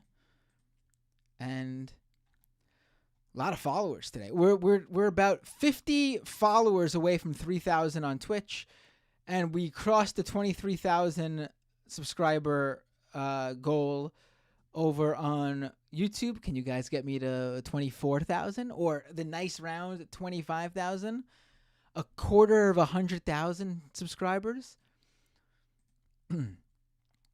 Artistic Simplicity gifted a 1-month tier 1 sub to Dylan. Thank you so much. Don James cheered 25 bits. Thank you. And again, thank you, Dylan Burns TV, for the raid of almost 400 viewers. Wow, jeez. Don James 1676 resubscribed for 1 month at tier 1. Subscriber for 3 months. Yo Peeps, says Don James. Thank you. Nug Wrangler gave out 5 community subs. Valinova with a $5 elevated message. We believe you can make Discord work, Grandpa Matt. Oh, that was when I was trying to make it work with Vaush. Man, I was getting nervous. I was going to miss out on that opportunity to stream with Vaush. Valinova, 5 community gift subs. Thank you so much. Valinova again with 200 bits. Thank you. Rebel Without a Cause, resubscribe with Prime. Subscriber for 10 months. Jeez, thank you so much. Eric Geisey, subscribe with Prime. Thank you. New Prime subscriber. Monkey Damon, subscribe with Prime. Another new Prime subscriber. Thank you so much. Speculum Fight, resubscribe with Prime. A subscriber for 8 months. Biddy for your thoughts, give out 5 community gift subs. Valinova with 1,000 bits. Tokyo Hans, resubscribe with Prime. 5-month subscriber. Clarence Thomas. Whoa, Clarence Thomas himself giving out a community gift sub. Thank you so much, Clarence. Please stop being a piece of shit. David Nemet Nasser, subscribe with Prime. Daredevil, resubscribe with Prime. Subscriber for 5 months. Thank you so much, everybody. Twitch.tv/MattBinder, YouTube.com/MattBinder. I read out the new patrons earlier on the stream when we first started, so I will just say flat out, Patreon.com/MattBinder to support the show with a monthly subscription. Check out Scam Economy, ScamEconomy.com. Check out Doomed, DoomedCast.com. Follow me on Twitter @MattBinder. Who should I raid on Twitch? I got about 130 people still with me on Twitch. Don't want to, let them go to waste. I want to spread the love. What's a great lefty streamer that I should raid right now and share my subs with? Someone great, someone maybe underseen who does great content that deserves more viewers, or maybe someone who's well known on Twitch but could you always use more viewers. Give me some suggestions. Let's see. Let's see. We got Famous Horse, Homozy Goat, Amaranth, Indie Fox. I'm seeing all these great suggestions. Let me try someone new. I've rated Famous Horse. I've rated Homozy Goat, I should say. Oh my god, my voice is going.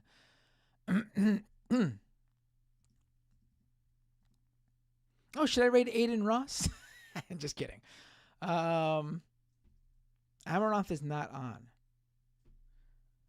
Oh, thank you, Manuel Puente, for a $10 super sticker.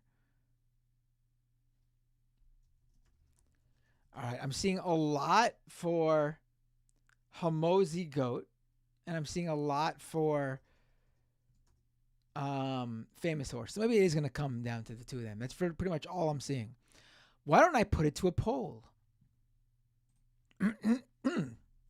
Who should I... Oh, my God, my voice. Excuse me. Who should I raid? Let's go...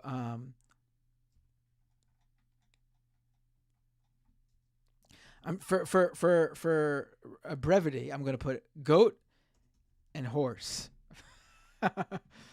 So here you go. 1 minute duration. Go to twitch.tv/MattBinder and get your vote in if you're not there. I'm starting the poll. Quick!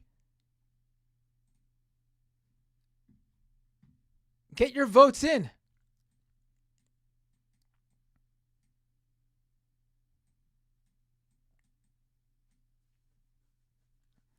Ronaldo says Matt is Lula. Oh, yes. I was getting a little bit of that raspy voice there for a second.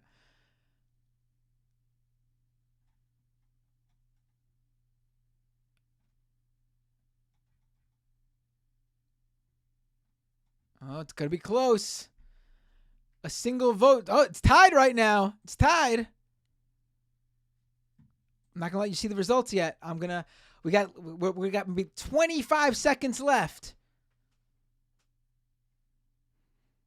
It's tied right now. It's going to end if it ends in a tie. Oh my God. One vote separating the two. It's a tie! Oh no! It's a tie! It's a tie! It's a fucking tie. Oh my god. Oh my god. Oh no. All right, let me flip a coin. I don't have a coin. Shit. What do I do? What do I do? What do I do? Oh no. Damn it. Oh, let me go with I'll flip a coin. I gotta have a coin here. All right, I do have a coin up here. Give me 1 second.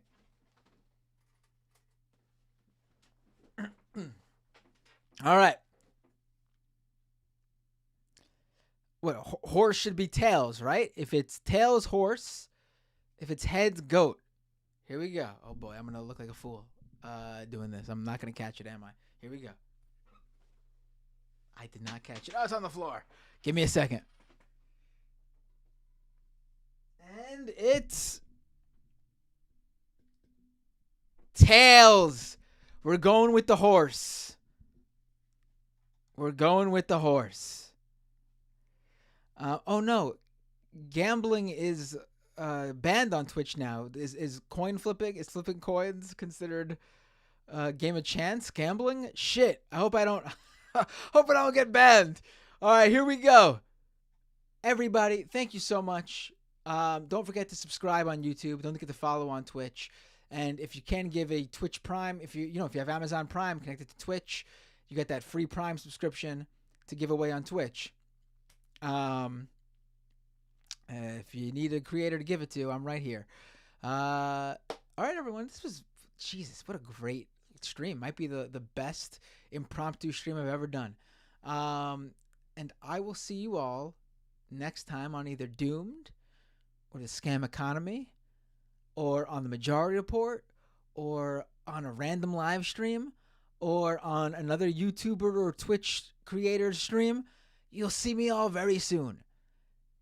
Follow me on Twitter. That's the best way to keep track of where I'm going to be. Take care. I'll see you guys all next time.